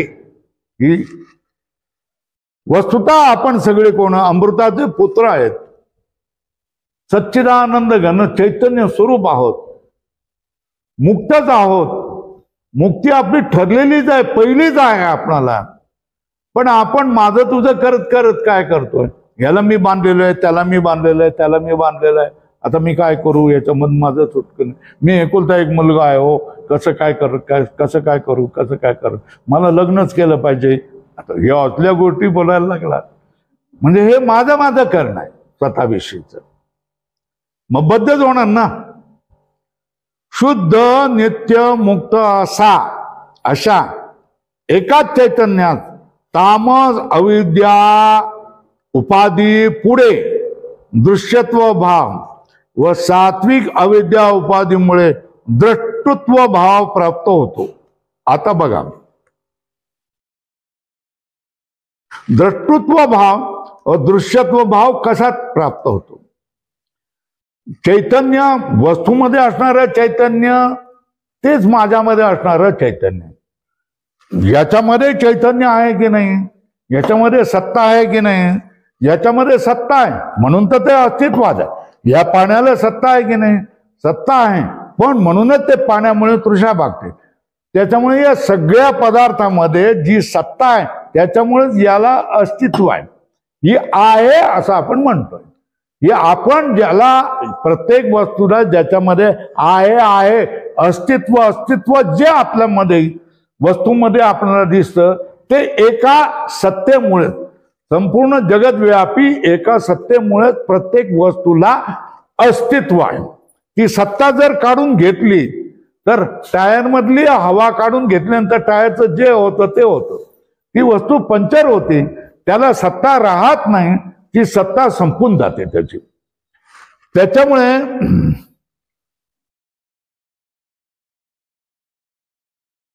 एकाच ह्याच्यामध्ये जे चैतन्य आहे तेच माझ्यामध्ये चैतन्य आहे. जगातल्या सगळ्या वस्तूंमध्ये जे चैतन्य आहे त्याच्यामुळे जगातल्या प्रत्येक वस्तूला सत्ता प्राप्त झालेली आहे. बरोबर. जगामध्ये परमात्मा भरलेला आहे. रोमामध्ये परमात्मा भरलेला आहे. कणाकणामध्ये आपण परमात्मा भरलेला आहे असं का म्हणतो? कारण त्या कणाकणाला सत्ता प्राप्त झालेली आहे ना, है ना. त्या कणाकणाला नाम प्राप्त झालेलं आहे, सत्ता प्राप्त झालेली आहे, मला सत्ता प्राप्त झालेली आहे. ही सत्ता ज्या सत्तेमुळे आहे ती सत्ता दोघांमध्येही समान आहे. जी माझ्या ह्याच्यामध्ये जी सत्ता आहे तीच माझ्यामध्ये सत्ता आहे, माझ्या शरीरामध्ये सत्ता आहे. तीच जडचेतन सगळ्या पदार्थामध्ये तीच सत्ता उत्पन्न आहे. पण एकाच चैतन्यात काय म्हटलेलं आहे? शुद्ध नित्य मुक्त अशा एकाच चैतन्यात तामस अविद्या उपाधीमुळे अधोरेखा करा दृश्यत्व भाव प्राप्त होतो. एकच शुद्ध मुक्त एकच चैतन्याला तामस अविद्या उपाधी पुढे काय दृश्यत्व भाव प्राप्त होतो. व सात्विक अविद्या माया पण सच्चित काय सत्व रजो तमो गुणी असते ना, तो अविद्या पण कशी असते? सत्व रजो तमो गुणी असणार आहे ना. तर याच्यामधल्या अविद्या उपाधीमुळे दृश्यत्व भाव प्राप्त होतो व अविद्येचं विशेषण सात्विक अविद्या. अविद्या कधी सात्विक असू शकते का? नाही. पण सात्विकचा थोडासा प्रत्येक वस्तू सत्व रज तमो गुणामुळे बनलेली आहे की नाही. तर ज्याच्यामध्ये तमो भाव असेल तर तामस असं आपण म्हणणार. रजोभाव प्रधान असेल तर तो रजोगुणी असं आपण म्हणणार. आणि सत्वभाव प्रधान असेल तर त्याला सत्वगुणी असं आपण म्हणतोय. पण अविद्या ही पण मायेसारखी सत्व रज तमो गुणाने भरलेली असते. त्याच्यामध्ये जो सात्विक अंश आहे त्या सात्विक अविद्या उपाधीमुळे द्रष्टृत्व भाव प्राप्त होतो. कोणाला? दृश्याला. जड पदार्थांना काय होतंय? दृश्यत्व भाव प्राप्त होतो. आणि सात्विक तामस अविद्या उपाधीमुळे दृश्यत्व भाव प्राप्त होतो. आणि सात्विक अविद्या उपाधीमुळे द्रष्टृत्व भाव प्राप्त होतो. काय सांगितलंय? एकच शुद्ध नित्य मुक्त चैतन्य आहे. एकाच चैतन्याला काय दृश्यत्व भाव प्राप्त होतो, त्याच चैतन्याला द्रष्टृत्व भाव पण प्राप्त होतो. दृश्यत्व भाव कशामुळे प्राप्त होतो? तामस अविद्येमुळे. बरोबर आहे. आणि द्रष्टृत्व भाव प्राप्त कशामुळे होते?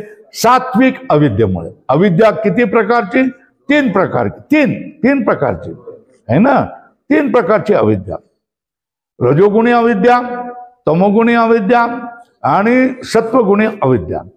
तर सत्व रज तम हे तीनही गुण अविद्येमध्ये सुद्धा असतात. त्याच्यामध्ये तमोभाव जास्त जरी असला तरी सात्विक भाव थोडा अंश असतो. जशा त्याने खिचडीमध्ये तांदूळ जास्त असतात पण डाळ असते की नाही? असते, एवढी प्रमाणात असते आहे ना. वरणामध्ये डाळ असते पण डाळीत जर तुम्ही निवडले नाहीत आणि तांदूळ मिसळलेले असतील तर ते वरण त्याला म्हणतात. पण त्याच्यामध्ये भाताची शीतं सुद्धा असतात ना थोडी, आहे ना. पण त्याला वरण म्हणतात. आणि तांदूळामध्ये जर थोड्या प्रमाणात डाळ असेल तर त्याला भात म्हणतात, पण जरा अधिक प्रमाणात असेल तर खिचडी म्हणतात. हा फरक करतो की नाही आपण? तशा तऱ्हेने रजोतमो गुणाचं सगळ्या पदार्थामध्ये आहे. रजोगुण प्रधान असेल तर ती रजोगुणात्मक वस्तू बनते, तमोगुण प्रधान असेल तर तमोगुणात्मक बनते, सत्वगुण प्रधान असेल तर सत्वगुण प्रधान असेल. पण एकच चैतन्य आहे ना, आणि ह्याच्या पाठीमागे मायेसारखी असलेली अविद्या, या अविद्यामध्ये सत्व रज तमो गुण आहेत. याच्यामधला तामस गुण, तामसी अविद्या घेतल्यानंतर त्या चैतन्याला काय नाव दिलं जातं? दृश्य. काय नाव दिलं जातं?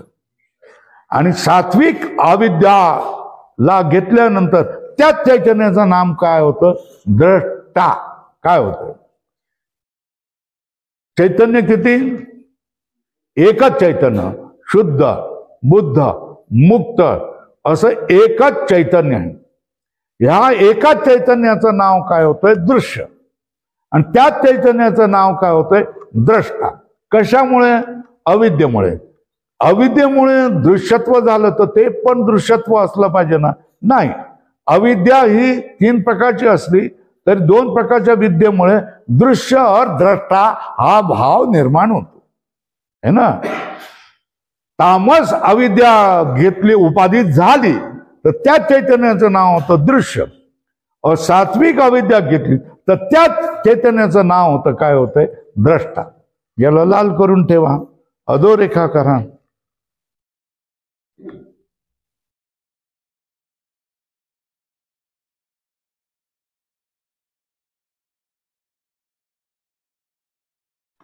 आता एकाच चैतन्याची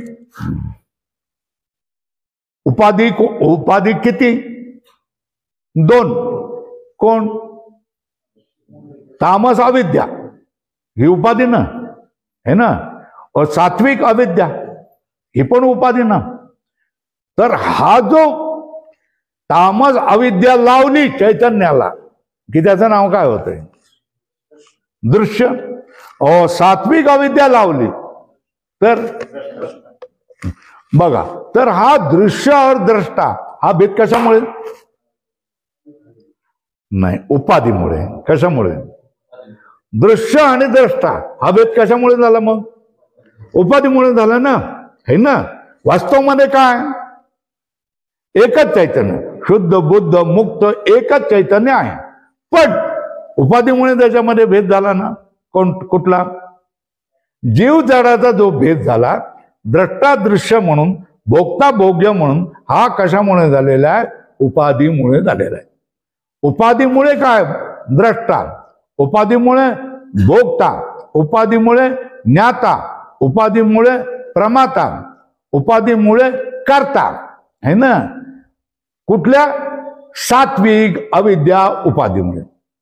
और तामस अविद्या उपाधीमुळे त्या चैतन्याचं काय होतंय? दृश्य, ज्ञेय, भोग्य हे त्याचेच भाव निर्माण होतात. उपाध्या कुठल्या? 2. कोणाला लागल्या? शुद्ध बुद्ध मुक्त एकाच चैतन्याला काय लागल्या? उपाध्या लागल्या. वेगवेगळ्या उपाध्या लागल्या. कुठल्या उपाध्या लागल्या? अविद्या उपाधी. पण अविद्या उपाधीचे 2 भाग झाले ना. एक तामस अविद्या और दुसरी कोण? सात्विक अविद्या. सात्विक अविद्यामुळे एकच चैतन्यामध्ये भोक्ता रूप आलं आणि त्याच चैतन्यामध्ये तामस अविद्येमुळे भोग्य रूप आलं. अशा तऱ्हेने हा काय झाला? दिसायला आपणाला भोग्य आणि भोक्ता, दृश्य आणि द्रष्टा, ज्ञेय आणि ज्ञाता, प्रमेय आणि प्रमाता, कार्य आणि कर्ता असे हे सारे भेद आपल्याला दिसून येतात. पण हा भेद कसा आहे? मग एकाच चैतन्याला आपण 2 प्रकारे कल्पित केलेला नाही. हा भेद कल्पित आहे. हा भेद उपाधीमुळे आहे म्हणून तो कल्पित आहे, म्हणून तो मिथ्या आहे. हे लक्षात आलं का? काय? एकाच चैतन्याला 2 उपाधीच्या 2 अंशामुळे, सात्विक उपाधीमुळे द्रष्टा आपण म्हणतो आणि तामस उपाधीमुळे दृश्य आपण म्हणतो. हे समजलं ना? तुम्हाला देखील समजायला पाहिजे, है ना. पुन्हा पुन्हा सांगतोय, शुद्ध नित्य मुक्त अशा एका चैतन्यात तामस अविद्या उपाधीमुळे दृश्यत्व भाव व सात्विक अविद्या उपाधीमुळे द्रष्टृत्व भाव प्राप्त होतो. तो दृश्य दृष्ट्याचा भेद कल्पित असल्यामुळे, काय दृश्य दृष्ट्याचा भेद कल्पित असल्यामुळे भोग्य भोक्तृत्व भ्रांती कल्पित मिथ्याच आहे. दृश्य और द्रष्टा हा भेद कल्पित आहे, त्याच्यामुळे हे दृश्य भोग्य आहे आणि मी द्रष्टा भोगता आहे. ही पण काय झाली, भ्रांती कल्पितच आहे, म्हणजे मिथ्याच आहे. मग पारमार्थिक कोण आहे? दृश्य कल्पित आहे, द्रष्टा पण कल्पित आहे ना. कोण?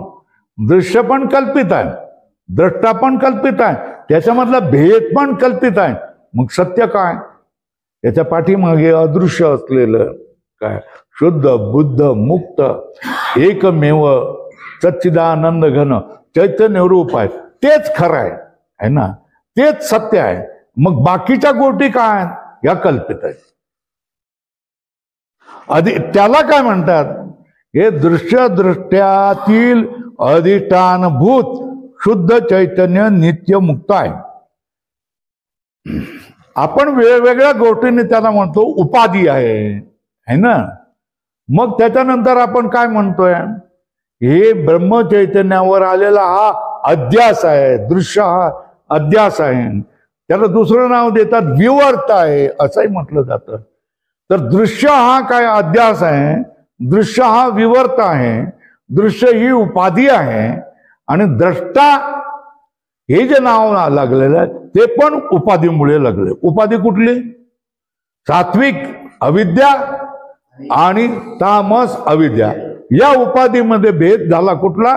दृश्य आणि दृष्टा, भोग्य आणि भोगता हे झालेले आहेत. पण हे बोध हे जर भेद उपाधीमुळे झालेले आहेत, विवर्तामुळे झालेलं आहे, अध्यासामुळे झालेलं आहे, तर अध्यास किंवा विवर्ताचं अधिष्ठान असतं ज्याच्यामध्ये झालेले आहेत. कशामध्ये झालेले आहेत? शुद्ध बुद्ध मुक्त चैतन्यामध्ये हे झालेले आहेत. बरोबर आहे. शुद्ध बुद्ध मुक्त चैतन्यामध्ये हे जर भेद झालेले असतील है ना, तर ते कशामुळे झालेले आहे? उपाधीमुळे झालेले आहेत. आणि जे औपाधिक असतं ते काय असतं? मिथ्या असतं.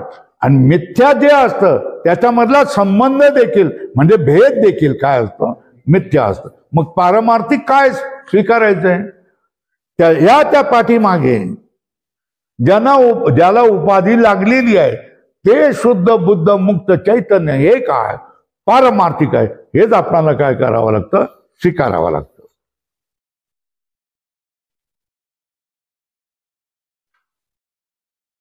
त्याला काय म्हणतात मग? अधिष्ठान. काय म्हणतात?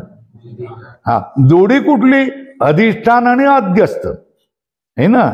विवर्त आणि अधिष्ठान, अध्यास आणि अधिष्ठान है ना, उपाधी आणि अधिष्ठान है ना. तर हे अधिष्ठान याचा अर्थ काय?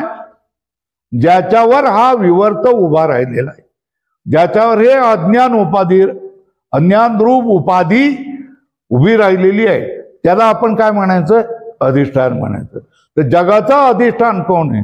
शुद्ध बुद्ध मुक्त ब्रह्म चैतन्य हेच काय आहे?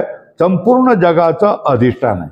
आणि या जगाच्या अधिष्ठानावरच अविद्येमुळे दृश्य हा भाग येतो आणि कोण होतो? द्रष्टा हा भाग येतो. कुठला?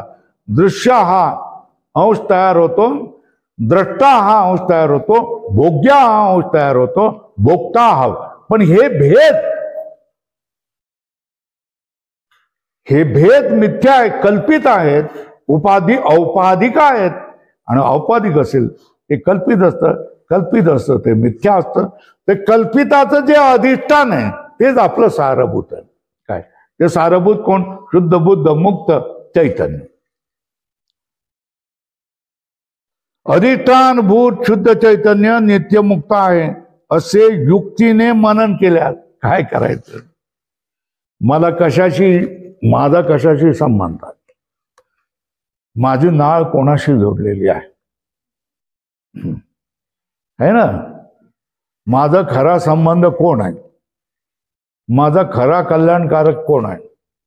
माझं खरं कल्याण कोणाचं होतं? तुम्ही म्हणतात ना काय, उंच देवाचे चरण तेथे झाले अधिष्ठान. तर देवाला अधिष्ठान म्हणून मानलेलं आहे ना. देवाला अधिष्ठान हा शब्द तुम्ही वापरल्यानंतर संपूर्ण जग त्याच्यावर काय अध्यास रूपाने, विवर्त रूपाने असंच उभं राहिलेलं आहे. अविद्येने, भ्रमामुळे उभं राहिलेलं आहे असं आपण म्हणतो. हे आपणाला कोणाला ह्या गोष्टी कोणाला कळू लागतील? हे जे साधू संतांच्या संगतीमध्ये बसतील त्यांनाच या गोष्टी कळू लागतील. काय कळू लागतील? हे संपूर्ण जग काय विवर्त आहे, हे संपूर्ण जग काय अध्यास आहे, हे संपूर्ण जग काय मिथ्या आहे. आणि कोणावर उभं राहिलेलं आहे? अधिष्ठानामुळे. अधिष्ठान कोण आहे?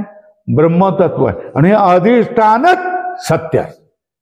आणि त्याच्यावर उभा राहिलेला हा सगळा काय आहे? अध्यास आहे, विवर्त आहे, औपाधिक आहे, उपाध्या आहेत ह्या. आणि ह्या सगळ्या काय मिथ्या आहे हेच जाणणं आहे. पुढे चला.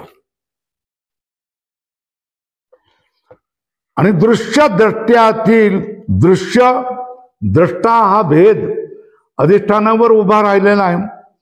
ते जे अधिष्ठान आहे हे शुद्ध चैतन्य नित्यमुक्त आहे. असे युक्तीने पुन्हा पुन्हा काय मनन करावे लागतं. काय मनन करावं? जप आता कसला करावं? आता जप रामकृष्ण हरी रामकृष्ण हरी राम राम राम राम राम असा आता हे जप होणार नाही आहे ना. काय होईल? हे संपूर्ण जग मिथ्या आहे आणि मी जो अधिष्ठान भूत सत्य आहे. काय हे संपूर्ण जग काय मिथ्या आहे आणि मीच त्याचा सगळ्याचा अधिष्ठान आहे आणि तेच मीच सत्य आहे. अधिष्ठान भूत शुद्ध बुद्ध मुक्त चैतन्य मी आहे आणि माझ्यावर हे सगळं जग काय उभं राहिलेलं आहे. हे बोलणं सोपं आहे पण व्यवहारामध्ये तशा तऱ्हेने वागणं हे कठीण आहे. बरोबर आहे? नाहीतर मग बोलायचीच कडी बोलायचाच भात होत. आपणाशी स्वतःशी जेवढं जमेल तेवढा प्रयत्न करावा. अनंत कोटी जन्माच्या घाणेरड्या सवयी लागलेल्या आहे. कशाला? या जगाला सत्य मानण्याच्या आहे ना. या जगाला सत्य मानून त्याच्यामध्ये व्यवहार करत राहण्याचा, माझं तुझं करण्याचा. या काही एक दोनदा गुरुजींनी सांगितलं म्हणून ते होतं का? म्हणून त्याच्यासाठी सांगितलंय मनन. काय करायचं? मनन म्हटलं आपल्याशी काय करायचं? जप करावा. काय करायचं? हे सगळं जग परत परत परत आपणाला राग आला, वाईट वाटायला लागलं, दुःख वाटायला लागलं, खेद झाला, ईर्षा वाटायला लागली है ना. हे सगळे शत्रू आपल्याला घेरायला लागले का मग आपला जप सुरू केला पाहिजे. काय जप? हे सारं काय आहे? भ्रम आहे. हे सारं काय आहे? अध्यास आहे. हा सारं काय आहे? विवर्त आहे. मी त्याच्यामधला कोण आहे? अधिष्ठान भूत कोण आहे? मीच आहे. हा जप आपल्याशी सुरू केला पाहिजे.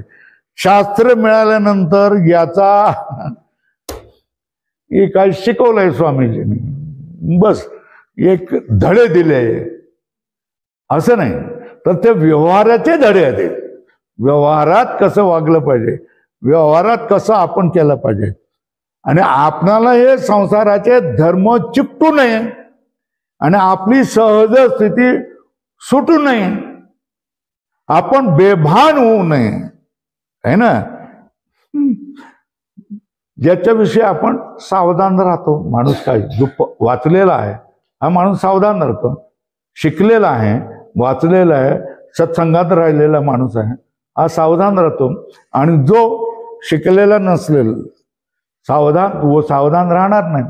सत्य वस्तू मानून काय करेल? ताबडतोब चुरा खोपसून डोकं फोडून काय करेल किंवा झटकन गोळी घालून त्याचंही नुकसान केलं, आपलंही नुकसान केलं. बसला 12 वर्षाची जेल झाली है ना. दोघांचंही नुकसान झालं ना. हे कशामुळे? अविवेकामुळे. आणि विवेकी माणूस काय करणार आहे? सोडून द्या, काय करायचं, झालं माझं. किती किती चाट लावली, चुना कितीचा लावला, 1.5 लाखाला लावला, काय करायचं? काय करायचं? कितीला लावला? 1.5 लाखाला चुना लावला. आता काय, किती खेद करू? हा, किती खेद करू सांगा बरं? किती खेद करू? काय खेद करून काय उपयोग आहे का त्याचा? नाही. स्वतःचे रडून काय उपयोग आहे का? मग काय करायचं? जे जे होईल ते पाहावे, बस, दुसरं काय करणार. पण त्याच्यासाठी आत्मबळ पाहिजे. काय पाहिजे? काही माणसं जरा काय जल बोललं की ताबडतोब रडायला लागलं. बापरे, आपलं काही गोष्ट सांगितली की भाई मला आवडत नाही, ती ताबडतोब धडाधड लाडायला. तर असली माणसं काय कामाची सांग बरं? जीवनामध्ये तुम्हाला संघर्ष करावा लागतो ना.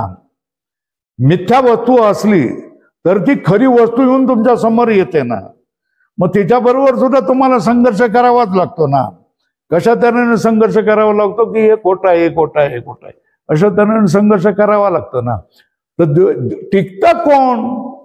जे संघर्ष करतील, ज्यांच्यामध्ये तितिक्षा आहे, ज्याच्यामध्ये काय म्हटलेलं आहे, सबुरी म्हणतात. काय म्हटलंय? शुद्ध कोण? काय शब्द आहे शुद्ध मराठीत? काय सबुरी आहे? सबुरी आहे म्हणजे काय? सहनशीलता, सबुरी, वाट पाहणं, हे म्हणजे काय? जे आलेलं आहे दुःख हे कायम राहण्यासाठी नाही आहे, ते जाणार आहे, है ना. आता जो मला धक्का बसलेला आहे, हा धक्का हा कमीत कमी बसावा म्हणून मी काय करावं? माझं स्वतःच काय करावं? सांत्वन करावं आणि स्वतःला बदलावं ना. हा धक्का जरी मला प्रचंड लागलेला असता, अपेक्षा न केलेलं माझ्या वाट्याला आलेलं असलं, तरी हे माझ्यासाठी काय कायमचं नाही आहे. याच्यावर मी मात करू शकतो, याच्याशी मी संघर्ष करू शकतो. आणि बरीच माणसं न समजता देखील संघर्ष करत असतात. काय करत असतात? संघर्ष करत असतात, लढत असतात खंबीरपणे. बाई माणूस असेल तर पदर खोचून तयार असते आणि सगळ्याला तयार असते, सगळं स्वीकार करत असते, सगळ्याला सामोरे जात असते. हे आपणाला जीवनामध्ये देखील असे दिसतात. पण आपण जे शिकले सवरलेलं आहे, शास्त्र जाणणारी माणसं, त्यांनी काय केलं पाहिजे? हे जाणून बुजून समजून उमजून केलं पाहिजे. कसं केलं पाहिजे? समजून उमजून केलं पाहिजे. चला, मनन केल्यास भेद भ्रांतीची कल्पिता निश्चित होते. ही जी जड और जीवाचा भेद आहे, हे भ्रांत आहे. ही भ्रांती आहे, उपाधीमुळे झालेली आहे. उपाधी सांगितली कुठली कुठली? एकच सच्चिदानंद घन चैतन्य आहे. अविद्या, तामस अविद्यामुळे काय दृश्यत्व भाग आहे, और सात्विक उपाधीमुळे मी द्रष्टा झालेलो आहे. ही भेद भ्रांती आहे. खरं त्याचं कोण आहे? अधिष्ठान चैतन्य, जे शुद्ध चैतन्य आहे, हे अधिष्ठान आहे, तोच मी आहे आणि तेच हे सगळं जग आहे. अशा तऱ्हेने स्वतःचं मनन करत राहणं, त्याच्यामुळे ही भेद भ्रांतीची धार कमी कमी बोथट होत जाईल. कसं जाईल? बोथट होत जाईल. मिथ्या पदार्थात दृष्ट्याच्या अस्तित्वाहून वेगळे अस्तित्व विचारांती सिद्ध होत नाही. म्हणजे काय? म्हणजे काय? जोपर्यंत तुम्हाला दृष्टी असते, दृष्टी तुमची पडते, जोपर्यंत तुम्हाला दिसतं, तोपर्यंत तो पदार्थ आहे असतो. आणि म्हणजे याचा अर्थ काय? तोपर्यंत तो पदार्थ असतो म्हणजे काय? हे समजून घेणं असणं. तुमच्यासाठी कोणी असणं आणि कोणी नसणं आहे ना. जोपर्यंत विद्यमान असते तोपर्यंत सासू असते ना. काय? मेल्यानंतर ती सासू नसते ना तुमची, है ना. म्हणजे विद्यमान असेपर्यंत सासूचा जात सहन करावा लागेल ना. बरोबर आहे ना. सहन करावा लागेल. तोपर्यंत सासू आहे, विद्यमान असेपर्यंत. ते गेल्यानंतर मग दाज नाही आहे ना तुम्हाला. तुम्ही स्वतंत्र झाला ना, है ना. हे जसं व्यवहारच असतं, तशा तऱ्हेने तुमच्या वस्तूवर जोपर्यंत जोपर्यंत एखाद्या वस्तूचं ज्ञान होत आहे तोपर्यंत तुम्हाला काय होतंय, त्या वस्तूचं महत्व असतं, त्या वस्तूचा खरेपणा असतो. आणि जोपर्यंत ही वस्तू तुम्हाला नकोशी झाली तेव्हा तिचं अस्तित्व तुमच्यासाठी समाप्त होतं. बरोबर आहे ना? त्या वस्तूवर तुम्ही काय म्हणता, काय लिहिता, काय लिहिता? नाही, भंगार, फेकून देण्याच्या लायकीत आहे ना, काय कामाचं नाही है ना. म्हणजे ती वस्तू तुमच्यासाठी संपते, काय तिचं अस्तित्व तुमच्यासाठी संपतं. ती वस्तू असूनही, हे लक्षात येत काय, परत परत मी सांगतोय, ती वस्तू असूनही त्याचं अस्तित्व तुमच्यासाठी संपतं है ना. ज्याचं भांडण झालेलं आहे तो समोरून आला तर तुम्ही काय करणार? नमस्कार कराल का? काय कराल? तो नामून तिकडून येतोय, मग तुम्ही काय करणार? दुसरीकडून जातात ना, है ना. याचं काय, आता तो येतोय पाहिलं की नाही? हा, येता हे तुम्ही पाहिलं की नाही? मग तुम्ही बाजूने का केला? तुम्ही बाजूला जाऊन काय करता? तुम्ही त्याचं अस्तित्व नाकारता. तू माझ्यासाठी नाही येत. तुम्ही काय करत असतात? बाजूला जाऊन काय करत असतात? त्याचं अस्तित्व तुम्ही तुमच्यासाठी नाकारता. तू माझ्यासाठी नाही आहे म्हणून, है ना. आणि तो जर तुमचा परिचित असेल, तुमच्या कामाचा माणूस असेल, तर तुम्ही समोरून येत असताना तुम्ही काय करता? या या या या या या या खूप दिवस झालेले आहेत असं म्हणता की नाही? म्हणजे त्याचं अस्तित्व तुमच्यासाठी युक्त आहे ना. तर जर तुम्हाला समोरच्या व्यक्तीचं, समोरच्या पदार्थांचं अस्तित्व युक्त असेल तर ती वस्तू तुमच्यासाठी असते है ना. आणि ती वस्तूचं तुमच्यासाठीचं महत्व, श्रद्धा, आदर, सत्कार सगळं संपलेलं असेल तर ती वस्तू तुमच्यासाठी असून नसते. काय असते हे लक्षात ठेवा है ना. तर मग मनाने अनुकूलता प्रतिकूलता कोणाची? बाहेर वस्तूमध्ये असते का? नाही, ही कोणाची? ही मनाची है ना. सुखित्व दुःखित्व हे कोणाचं? हे मनाचं है ना. राग, द्वेष, भय, चिंता, काळजी हे सगळं कोणाचं? मग हे सगळे खेळ कोणाचे? बाहेर का आहे का? मग ह्या आपला आपण काय करत असतो? खेळत असतो ना. रात्री आपण एकटे असतो, आपला शेजारी कोणीच नसतो है ना. हवेचा झोत येतो, दार वाजता, आपण शहारतो की नाही, आहे की नाही? भूत आहे की नाही याविषयी विविध विवाद आहे. माझ्या मते भूत नाही, भूत हा पदार्थ नाही है ना. पण काही लोक आहे असंच मानून बसलेले आहेत ना, त्यांच्यासाठी भूत आहे. बरोबर आहे ना. त्यांच्यासाठी भूत हा पदार्थ आहे आणि त्यांना कुठेही काही झालं की भूत दिसू शकतं, हे भूताचं असेल असं वाटत असतं. ते भूत काढणाऱ्याकडे जात सुद्धा असतात. आणि जो भूत नाही असं मानतोय त्याच्या दृष्टीने काय असतं, त्याचा भयाचीही गोष्ट येत नाही, पाहण्याची गोष्ट येत नाही, भूत काढ्याकडे मांत्रिकाकडे जाण्याचीही गोष्ट येत नाही. तर मग हे खेळ कोणाचे हे लक्षात घ्या. हे सगळे बद्ध, मुक्त, साधक, द्रष्टा, दृश्य हे सगळे खेळ कोणाचे आहेत? हे मनाचे आहेत. कशामुळे? अविद्येमुळे. अविद्या कशी आहे? सात्विक, राजस, तामस अविद्या आहे. याच्यामुळे हे सगळे खेळ बनत असतात.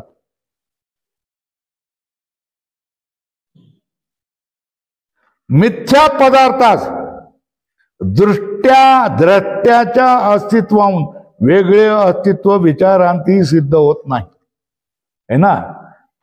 पहा, उदाहरण तुम्हाला सांगतोय. आपण ज्या वेळेला जिवंत असतो, या कुडीमध्ये प्राण असतो, त्यावेळेला प्रत्येक गोष्टीसाठी आपण विचार करत असतो की नाही है ना. एक भांड, एक वाटी, याच्यासाठी देखील आपल्याला तिने 8 दिवसापूर्वी साखर वाटीभर साखर घेऊन गेले, तर साखरही परत दिली नाही आणि वाटीही परत दिली नाही, असं आपण म्हणतो की नाही सांग? म्हणतोय की नाही, है ना? असं मरेपर्यंत आपण किती विचार करत असतो, है ना? करत असतो ना.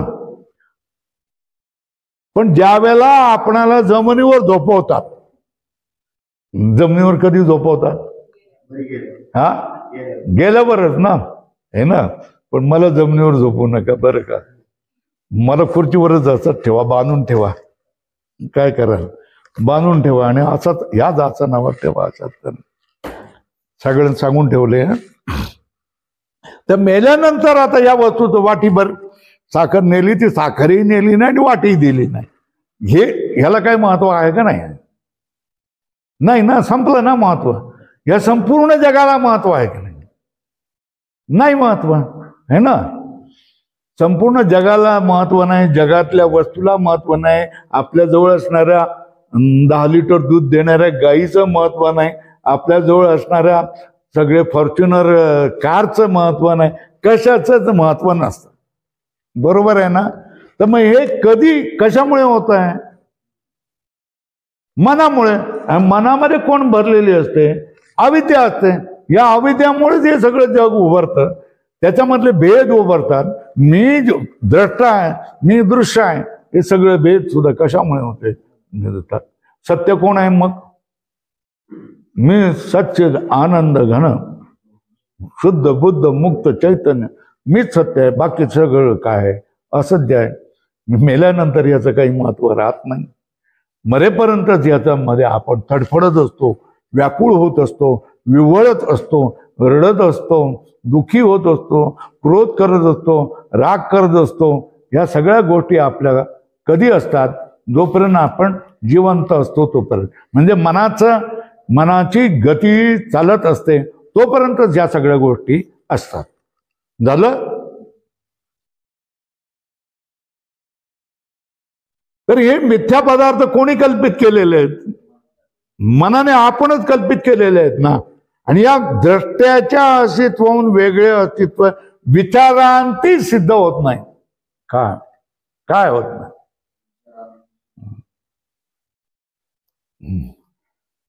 तुकाराम महाराज म्हणतात, मरणाहाती सुटली काया कशाने? विचारी या निश्चय.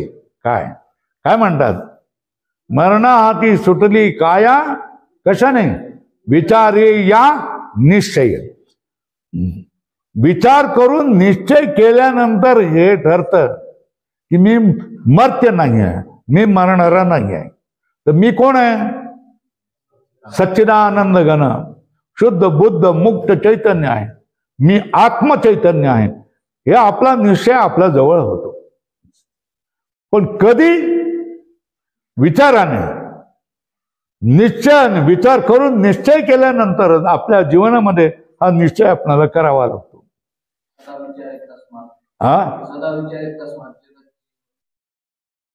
नाही, मला काय ऐकू येत नाही. आता सारांश, उपयुक्त प्रकारे जीव जडाचा भेद देखील काय कल्पितच आहे, मिथ्याच आहे असे युक्तीने मनन करावे.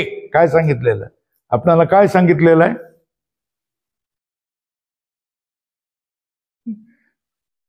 तिसरा भेद सांगितलाय ना. तिसरा भेद कोण आहे? जीव आणि जडाचा भेद. हा तिसरा भेद काय? हा देखील कल्पित आहे. हे कल्पित आहे, हे कल्पित आहे, खरं नाही. खरं कोण आहे? मी अधिष्ठान चैतन्यच खरं आहे. हे आपण आपल्या मनाशी काय करावं? पुन्हा पुन्हा विचार करावा. काय तुकाराम महाराज म्हणतात? फलकट तो संसार येथे सार एक भगवंत जागवितो ऐसे जागवितो मना. हा तैसे जनासहित ऐसे जागवितो मना, है ना. ही जी ओळ आहे ना, ही तुम्ही लक्षात ठेवावी. कुठली नाही, ते नाही लक्षात ठेवलं ना. ऐसे जागवितो मना, है ना. आपल्या मनाला काय करायचं? सतत जागवत राहायचंय. आपल्या मनाला काय बनायचंय? शहाणं बनवायचंय. कसं बनवायचं? आपलं लेकराला जसं आपण शहाणं बनवतो ना, हे सगळं असं करू नको बाळा, तसं कर बाबा, तिथे ट्युशन लाव, तिथे हे कर ते कर, असं करून आपल्या मुलाला शहाणं जसं बनवतो तशा तऱ्हेने आपल्या मनाला काय म्हणावं, जागवत राहावं, सदा जागवितो मना, हे लक्षात ठेवा. मनाला सदा जागवत राहणं, ज्याला सवय लागलेली आहे कशाची, मनाला जागवत ठेवण्याची ज्याला सवय लागलेली आहे, तो माणूस पुरुषार्थी आहे. त्याने आपल्या जीवाचं कल्याण केलेलं आहे. त्याच्यासाठी संसार सगळा संपलेला आहे, नाही अलीकडेच संपलेला आहे. भवसागर त्याच्यासाठी शिल्लक राहिलेला. किती वेळ राहिलेला आहे बघा, 5 वाजले असतील तर मी पुढे जातो. हा है ना. मनन करावे. काय मनन करावे? जीव जडाचा भेद हा कल्पितच आहे. कल्पित म्हणजे औपाधिक आहे. औपाधिक उपाधी कोणती? उपाधी कोणती? राजस तामस अविद्या और सात्विक अविद्या. त्याच्यामुळे हे माझं दृश्य आहे, मी द्रष्टा आहे. हे माझे भोग्य आहे, मी भोगता आहे ना. हे माझे नेय आहे, मी ज्ञाता आहे. हे कार्य आहे, मी करता आहे. हे सगळे भेद निर्माण झाले ना, है ना. हे कशामुळे? अविद्यामुळे. अविद्या 2 प्रकारची आहे, तामस अविद्या आणि सात्विक विद्या. हे पुन्हा पुन्हा पुन्हा पुन्हा सांगतोय. आणि हे अशा तऱ्हेचे म्हणत गेल्यामुळे हे भेद कल्पित आहे. हे भेद कल्पित आहे. मग त्याच्या पाठीमागलं जो अधिष्ठान रूप जो मी सच्चिदा आनंद घन आहे, बस हाच एक परमार्थ पदार्थ आहे. अशा तऱ्हेने स्वतःच्या मनाला जागवत बसावे, मनन करावे. लक्षात कुठली ओळ ठेवा तुकाराम महाराजांची, सदा जागवितो मना. काय? ऐसे जागवितो मना, है ना. ऐसे जागवितो मना, एवढं लक्षात ठेवायचं आणि स्वतःच्या मनाला जागवत बसावं. माझ्या माहितीप्रमाणे तुम्ही सगळे लोक जागवतच असतात. आता तुम्हाला काय मिळालं? अवजार मिळालं, हत्यार मिळालं. काय मिळालं? अवजार मिळालं, हत्यार मिळालं, प्रमाण मिळालं, तुम्हाला समर्थन करणारी युक्ती मिळाल्या, अनुमान मिळाली, त्याच्यानंतर तुम्हाला श्रुती मिळाल्या, वेदवचन मिळाले. एवढ्या सगळ्या सामर्थ्याने तुम्ही काय झालेले आहेत? समर्थ झालेले. खरे खुरे तुम्ही काय झालेले? योद्धे झालेले आहेत. कोणाबरोबर? मिथ्या संसाराबरोबर लढण्याचं. पण मिथ्या संसारावर लढणं प्राप्त होईल की नाही? काय बोलता तुम्ही? मिथ्या संसार ओ खऱ्या शत्रू असेल तर त्याच्याबरोबर लढणं होतं ना. काय ताई? खरा शत्रू असेल तर त्याच्याबरोबर लढणं होतं ना, है ना. खरा सर्प असेल तर त्याला तुम्ही लाठीने मारून टाकशाल ना, है ना. जे खोट्याला तुम्ही ठरवलंय त्याच्याशी तुम्ही काय लढणार आहेत? तिथे लढणं थांबतं. काय होतंय, है ना. भवसागराला तुम्ही खरा मानणार की खोटा मानणार? असं नाही. तुम्ही मला प्रश्न विचारला पाहिजे. कुठल्या अवस्थेमध्ये सांगा? म्हणजे कुठल्या अवस्थेमध्ये म्हणजे काय? म्हणजे अज्ञान अवस्थेमध्ये की ज्ञान अवस्थेमध्ये? असं तुम्ही प्रश्न उलटा केला पाहिजे, है ना. अज्ञान अवस्थेमध्ये संसार खरा आहे की नाही? भवसागर खरा आहे की नाही? तुमच्या पाठीमागे भवसागर लागलाय की नाही? त्या भवसागरामधून मुक्त व्हायचं की नाही व्हायचं? व्हायचं, है ना. भवसागर खरंच आहे, है ना. पण ज्ञान झाल्यानंतर भवसागर खरा आहे का खोटा आहे? खोटा आहे. खोटा आहे म्हणजे खोटा कसा ठरतो? ज्ञानेश्वर महाराजांनी जर तुम्हाला कोणी पाठ केलेली असेल तर बघा, हा भवसागर ऐल थडीत सगळा काय होतो? सुकून जातो. अनुभवाचे कासे काढे जया आत्मनिवेदन करांडे आकळले जया सद्गुरु तारू पुढे तेच आहे. जया सद्गुरु तारू असू देत. भाव समजून घ्या की त्याच्यासाठी आत्मनिवेदन करांडे आकळले. ज्याला सद्गुरु पुढे कास देऊन आहे, ज्याला आत्मनिवेदन कळलेलं आहे, त्याला भवसागर ऐल संपून गेला. हा म्हणजे त्याला नावेत बसावं लागेल का? नाही. त्याला वल्लवावं लागेल का? नाही, है ना. त्याला वाट पाहावी लागेल का? पार कुठे, पार कुठे, पार कुठे, आता कधी पार येईल हे पाहावं लागेल का? या सगळ्या गोष्टी कधी होतात? त्या भवसागराला खरं मानलं तर. बरोबर आहे ना? आणि नुसती नाव चालत नाही, नावारी पण लागतो ना, है ना, है ना. पण ज्यावेळेला तुम्हाला ज्ञान होतं, त्यावेळेला तुमच्यासाठी भवसागरी भाकड कथा ठरते. काय ठरते? खोटं आहे सगळं, नाही उगाच आपलं अज्ञानी लोकांसाठी सांगतात, है ना. पण हे घाबरवण्यासाठी सांगतात की तुम्ही परमेश्वराला जाणावं म्हणून. कशासाठी? ही भाकड कथा ठरते तुमच्यासाठी. भवसागर तरण्याची गोष्टच राहत नाही, काय है ना. मग तो भवसागर तुमच्यासाठी काय जातो? ऐला थडीच आटून जातो. नाही, भवसागर माझ्यासाठी भवसागर नाही, है ना. तुम्हाला काय निश्चय झाला पाहिजे? परत परत मी सांगतो, मृत्यूचं भय असतं ना, माझं मरण होतच नाही.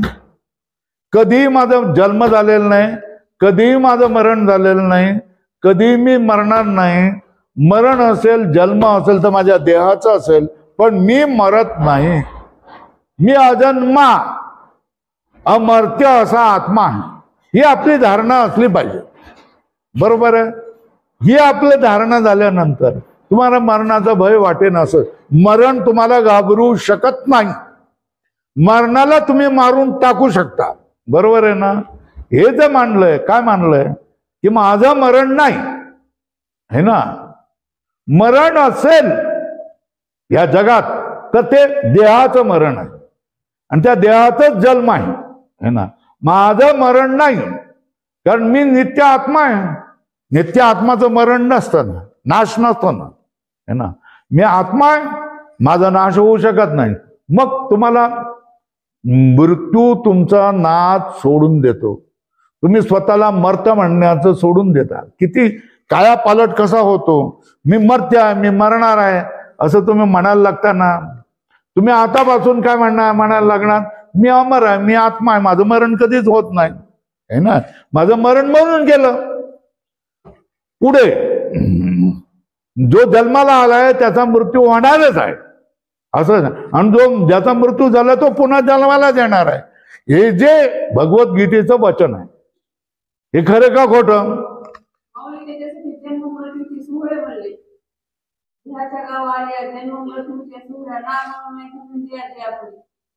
पण हे जन्म मरण होतं आणि जन्म मरणाचा राहट गाडत चालतं, हे खरं की खोटं? अज्ञान आहे तोपर्यंत. हा, बरोबर आहे ना. जब अज्ञानाच्या अवस्थेमध्ये हे खरंच आहे, बरोबर आहे ना. पण ज्ञानाच्या अवस्थेमध्ये गेल्यानंतर तुम्हाला काय म्हटलं पाहिजे? माझा जन्म कधी होत नाही, कधी होणार नाही, आणि मला जन्म नाही, मला मरणही नाही, कारण मी आत्मा आहे ना. मी आत्मा आहे, मला जन्मही होत नाही, मरणही होत नाही, मला भवसागर नाही. भवसागराची भीती गेली, मरणाची भीती गेली, झालेल्या गोष्टीची काळजा गेल्या, भविष्याच्या याच्यामध्ये काळजा गेल्या. अरे किती माणसं काळजी करतात, म्हातारपणासाठी किती काळजी करतात, है ना. भविष्य काळामध्ये काय करावं म्हणून FD करून ठेवतात, आणखी करतात, काय काय करतात, किती करून ठेवतात, करतात का नाही करतात, सगळं विमा काढतात, सगळे करतात. आमचा कोणी विमा काढलाय का? नाही काढलेला आहे. आमचा कोण काढलाय का? विमा काढलायत का? आमच्या नावावर कुठे काय याच्यामध्ये काय पैसे ठेवलेले आहेत का? फिक्स डिपॉझिट आहे का? नाही. मग आम्हाला आमची काळजी वाटत नाही का? नाही, काळजी वाटतच नाही आम्हाला, भविष्याची काळजी वाटत नाही. हो, तुमची मुलं तुमचं संरक्षण न करता, तुमची चिंता न करता, तुमची काळजी न करता, तुमची सेवा न करता ती मुलं माझी सेवा करतात, ही मला गॅरंटी आहे.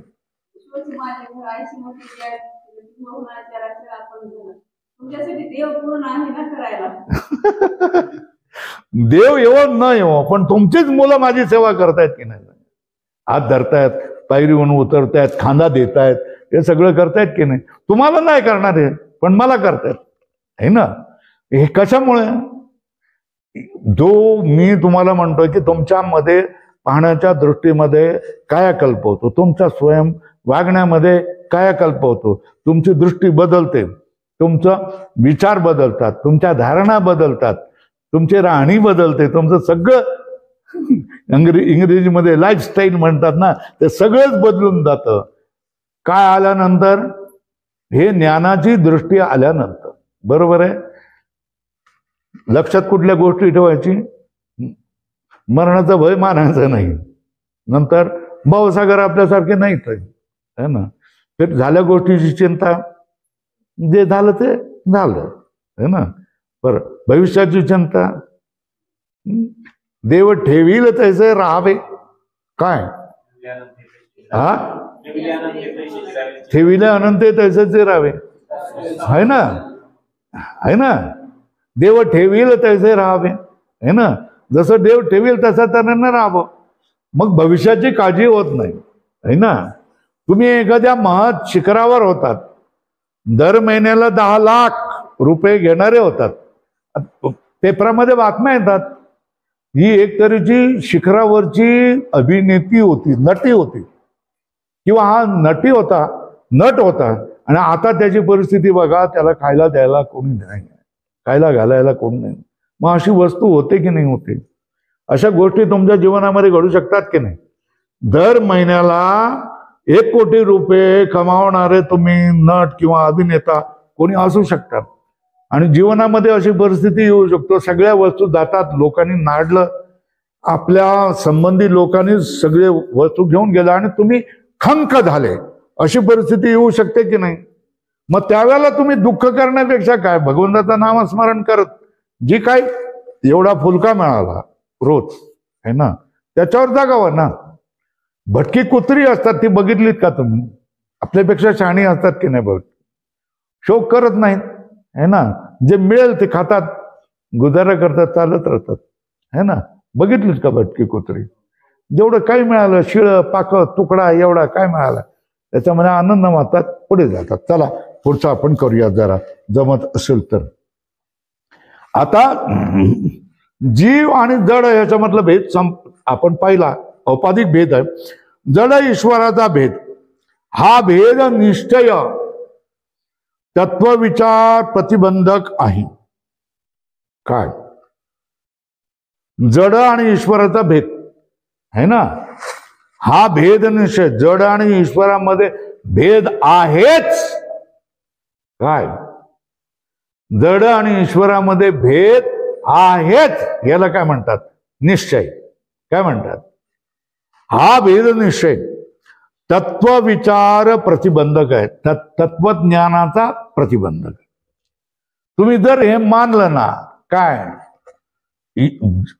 ईश्वर आणि जडामध्ये भेदच आहे.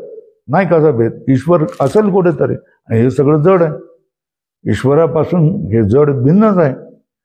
हा जर तुम्ही भेदच आहे हा निश्चय केलात, तर तुम्हाला तत्वज्ञान होऊच शकत नाही. काय असं संदेह असला तरी तुम्ही पुढे जाऊ शकता.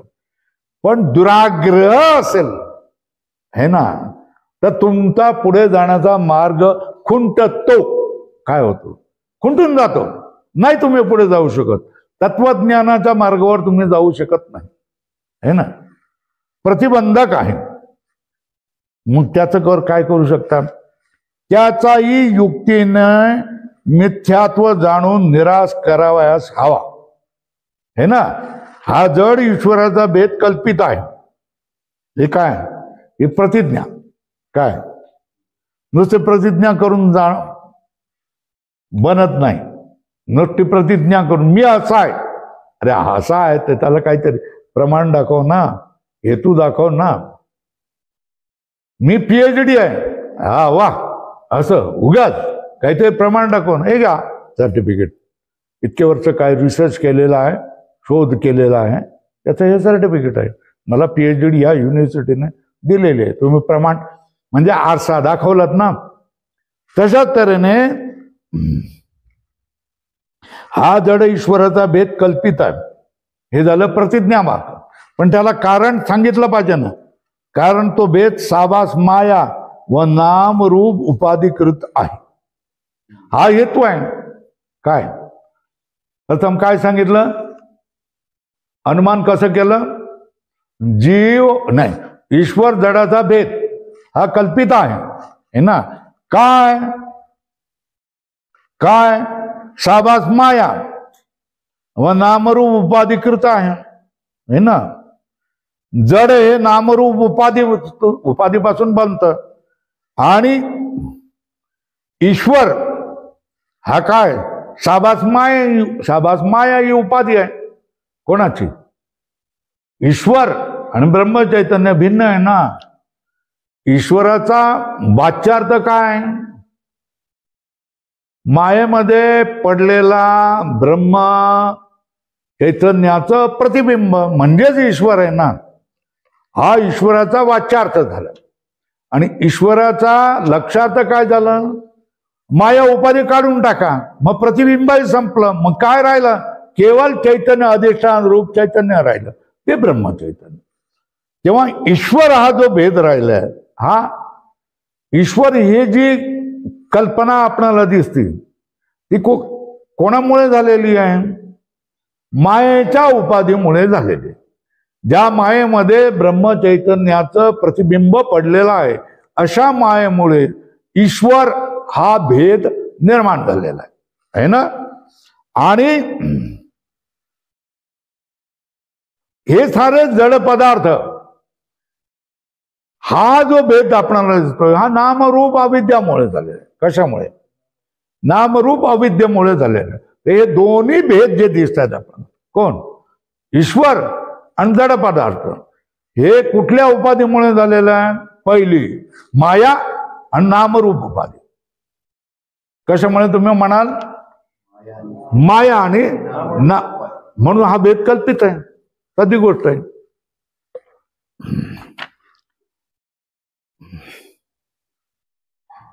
हा जड ईश्वराचा भेद कल्पित आहे, हे प्रतिज्ञा वाक्य होय. हेतू काय? कारण काय? तो भेद शाबास माया व नामरूप उपाधी करता आहे. अनुमान बोला कसं झालं? जीव जड ईश्वराचा भेद कल्पित आहे, कारण शाबास माया आणि नामरूप उपाधीने झालेला आहे, उपाधीकृत आहे. तो कसा भेद आहे? उपाधीकृत आहे. उपाधी कुठल्या? माया आणि नामरूप ही उपाधी. या उपाधीमुळे हे झालेलं आहे. जे जे औपाधिक आहे ते कल्पित. जी जी गोष्ट उपाधीमुळे झालेली असते ती कल्पित असते. जशा तऱ्हेने काय? घटाकाश, महाकाश असते, घटरूप उपाधीमुळे घटाकाश झालेला आहे.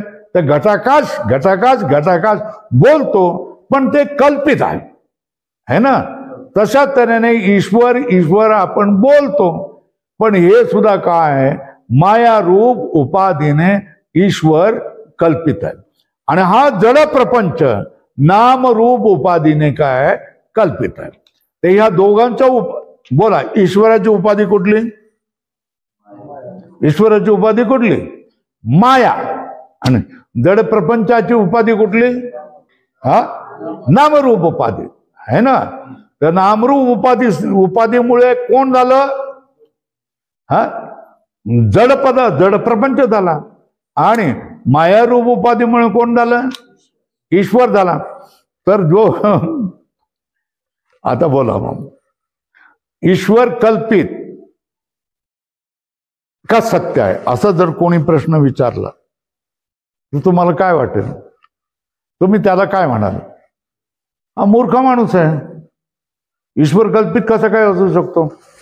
ईश्वर खरा आहे ना. काय? ईश्वर खरा आहे ना. ईश्वर कल्पित मुलता तू नास्तिक आहे, चल निघून जा इथून, असंच म्हणेल की नाही? म्हणेल की नाही? पण वेदांती काय सांगतोय? वेदांती काय सांगतोय? ईश्वर देखील कल्पित आहे. काय? काय? ईश्वर देखील कल्पित आहे. आता कोणाला इथे बसलेले न कळणाऱ्या माणसं काय म्हणतील? काहीतरी सांगतात, पाखंडी आहेत, है ना, आणि देवाविरुद्ध बोलतात, देवाविरुद्ध शिकवतात. आपले आपले चेले चपाटे घेतलेत आणि त्यांच्या माथ्यावर मानतात की ईश्वर काय? मिथ्या आहे, ईश्वर खोटा आहे, ईश्वर कल्पित आहे, असं सांगतात. असंच म्हणणार की नाही? एक दिवस आल्यानंतर असंच होणार की नाही? होय ना. पण जे बसलेत त्याच्यामध्ये कल्पितत्व म्हणण्याचा अर्थ काय? ज्या वेळेला कल्पित असेल तो कोणामुळे तरी कल्पित झालेला असेल ना, आणि कशामध्ये तरी कल्पित झालेला असेल ना. कोणामुळे कल्पित ईश्वर झाला? मायामुळे. आणि कोणावर कल्पित झाला? ब्रह्मचैतन्यामध्ये. मग जे ब्रह्मचैतन्य आहे ना तेच आमचं काय, उंच देवाचे चरण ते झाले अधिष्ठान आहे ना. ते आमचं काय झालेलं अधिष्ठान आहे ना. त्याला आमच्या जीवनामध्ये महत्व आलेलं. कोणाचं महत्व? कोणाला महत्व आलंय आमच्या जीवनामध्ये? शुद्ध बुद्ध ब्रह्म चैतन्याला आमच्या जीवनामध्ये महत्व आलेलं आहे. ईश्वराला किती काय करायचं ते कर. कल्पना असेल मायेमध्ये कल्पनेने जे काय तुला करायचं ते कर. आम्ही त्याला सत्य मानत नाही आहे ना, आणि तुलाही सत्य मानत नाही आहे ना. मग सत्य कोण? एकमेव अद्वितीयम ब्रह्म नेह नानास्ति किंचन. हे वाक्य नेहमी लक्षात ठेवा. काय मुसलमान याला काय म्हणतील?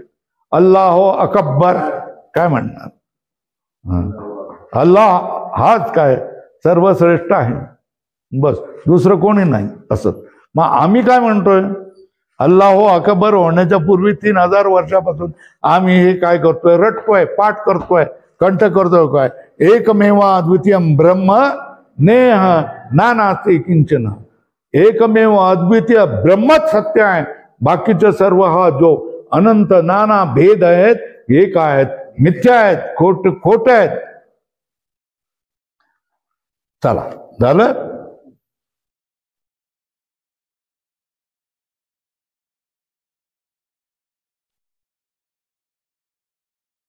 याच्यामध्ये सुद्धा अनुमानच होणार आहे ना.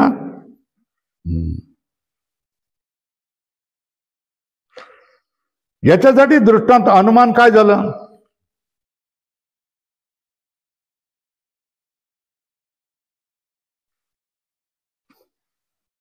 है ना. जीव आणि जड प्रपंच याच्यामधला भेद आहे ना कल्पित आहे ना. किंवा का? भेद असल्यामुळे. आता दृष्टांत द्यावा लागेल. कसं? स्वप्नामध्ये जसं तऱ्हेने सगळा प्रपंच दिसत असतो आणि मी त्याचा साक्षी असतो. तर सगळा प्रपंच मला दिसतोय आणि मी पाहतोय. हा भेद जागल्यानंतर खोटं होतं की नाही? है ना. हे भेदच आहे ना. स्वप्नामधला दृश्य आणि द्रष्टा है ना, हा भेद जर कल्पित झाला तर जागृत मधला सुद्धा हा भेद जड आणि ईश्वर, मी साक्षी चैतन्य आणि स्वप्नात दिसणारा भेद हा कल्पित आहे ना. तशाच तऱ्हेने ईश्वर आणि हा जड प्रपंच यामधला असणारा भेद देखील काय असणार आहे? कल्पितच आहे. कल्पित आहे म्हणजे कसं? औपाधिक आहे, उपाधीने झालेला आहे. किंवा अनुमान काय करणार? ईश्वर आणि जड प्रपंचामधला भेद कल्पित आहेत, कारण तो भेद आहे म्हणून.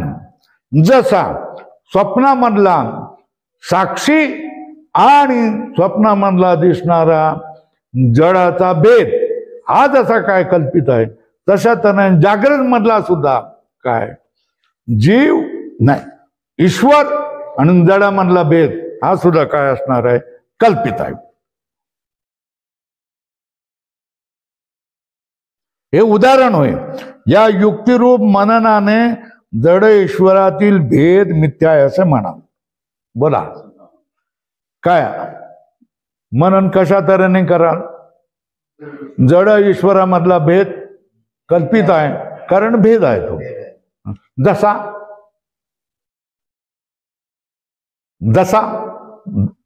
दृष्टांत द्यावा लागेल ना. जड ईश्वरामधला भेद कल्पित आहे. कल्पितत्व हे काय साध्य आहे. कशामुळे? भेदामुळे. कसा? तर स्वप्नामधला जसा भेद, स्वप्नामधला साक्षी आणि स्वप्नामधला संसार याच्यामधला भेद कल्पित आहे की नाही? कधी? जागृत झाल्यानंतर आहे ना. तसाच त्याने जागृत मधल्या देखील जो जड प्रपंच आणि ईश्वर याच्यामधला भेद देखील काय? कल्पित आहे, कारण हा देखील भेदच आहे. काय हा देखील काय भेद आहे? अनुमान काय कराल? बोला, अनुमान काय कराल? दृष्टांत काय द्याल? जड ईश्वरामधला भेद आहे ना, भेदाविषयी बोलायचं. कशामुळे? कसा? कल्पित आहे, मिथ्या आहे ना, खोटा आहे. कशामुळे? हेतू काय? भेद आहे म्हणून. त्याच्यासाठी उदाहरण काय देईल? जसं तू स्वप्नामधला मी साक्षी आणि माझा हा दिसणारा प्रपंच, हा भेद जसा मिथ्या आहे कधी? जागृत झाल्यानंतर. तशाच तऱ्हेने जागृत मधला ईश्वर आणि जड प्रपंच याच्यामधला भेद देखील काय? कल्पित आहे, कारण तो भेदच आहे. बरोबर आहे?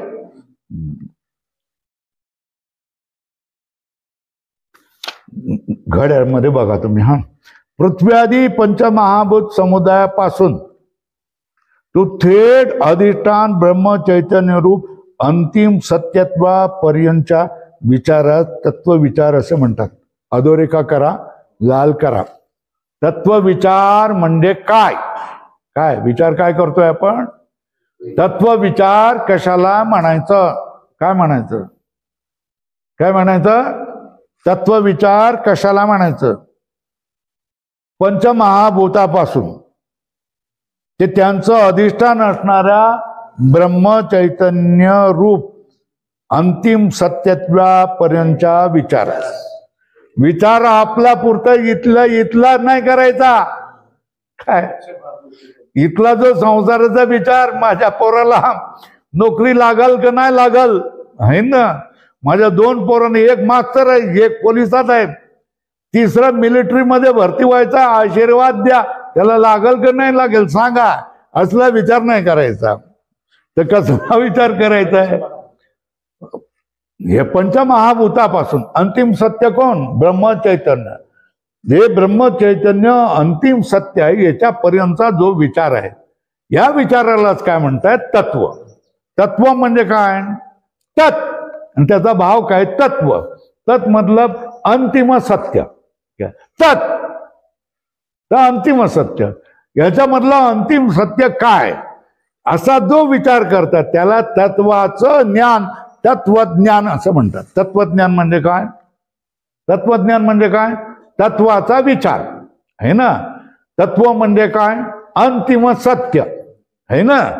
कुठपासून विचार करायचा? पंचमहाभूतापासून. कुठपर्यंत पोहोचायचं? अंतिम सत्य जे ब्रह्मतत्व आहे त्या ब्रह्मतत्वापर्यंत पोहोचायचं. याला काय म्हणतात? या विचाराला काय म्हणतात? तत्वविचार. अधोरेखा केली. पृथ्वी आदी पंचमहाभूत समुदायापासून तो थेट अधिष्ठान ब्रह्मचैतन्य रूप अंतिम सत्यत्वापर्यंतच्या विचारास तत्वविचार असे म्हणतात. है ना. आता किती झालेत बघा जरा. 5 मिनिटं आहेत का? हा, होय ना. जड ईश्वरात जो भेद आहे असे वाटते तो या तत्वविचारास प्रतिबंधक आहे ना. कुठपासून? तत्वविचार म्हणजे काय? पंचमहाभूतापासून अंतिम सत्य काय याच्यापर्यंतचा जो विचार आहे याला काय म्हटलेलं आहे? या तत्वविचाराला भेद प्रतिबंधक आहे. काय? ईश्वर आणि जड आणि ईश्वरात जो भेद आहे असे वाटते आणि त्याला जो आपण सत्य मानतो तो भेद या तत्वविचाराला प्रतिबंधक आहे ना. प्रतिबंधक कोण? तत्वविचार ही सत्य गोष्ट आहे ना. तत्व काय आहे याचं संशोधन आहे, रिसर्च आहे ना. खरी वस्तू काय आहे हे पाहणं, यालाच काय म्हणतात? तत्वविचार. कुठपासून सुरुवात करायचं? हे पंचमहाभूत सत्य आहेत का? आहे ना. मग पंचतन्मात्र सत्य आहे का? मग अहंकार सत्य आहे का? मग बुद्धी सत्य आहे का? मग प्रकृती सत्य आहे, प्रकृती सत्य आहे का? मग प्रकृतीचं मूळ कारण कोण? ब्रह्मतत्व. मग तेच सत्व आहे. तर या सगळ्याचा विचाराला काय म्हणतात? तत्वविचार. पण तुम्ही दुराग्रही असाल, जड ईश्वरामध्ये भेद आहे, ह्यांचा एकमेकाशी काही संबंध नाही, त्याच्यामुळे मी तत्व विचार करणार नाही असं त्याचा काय होतोय, दुराग्रह होतो तो. तर तत्व विचाराला प्रतिबंधक काय, जड ईश्वरामधला भेद आहे ना. जड ईश्वरामधला भेदाला तुम्ही मिठी मारून बसलात तर तुम्ही तत्व विचाराकडे आणि तुमच्या कल्याणाच्या विचाराकडे कधीही जाऊ शकत नाही, कधी जाऊ शकत नाही, कधी जाऊ शकणार नाही. पण तो भ्रम आहे ना. पण तो काय, जड ईश्वरामधला जो भेद आहे हा काय आहे, भ्रम आहे. त्याची उपरयुक्त यौक्तिक चिंतनाने मतलब अनुमान केलंय ना. काय केलंय अनुमान, जड ईश्वरामधला भेद कल्पित आहे.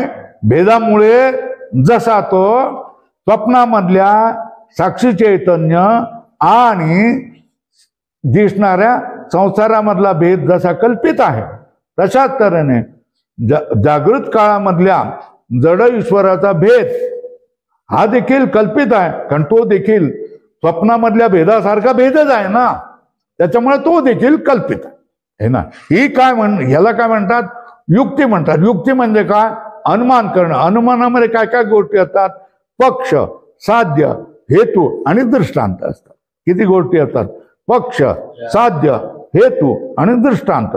हे सगळं मिळून काय बनतंय, अनुमान म्हणतंय. त्या अनुमानालाच काय म्हणतात, युक्ती असं म्हणतात.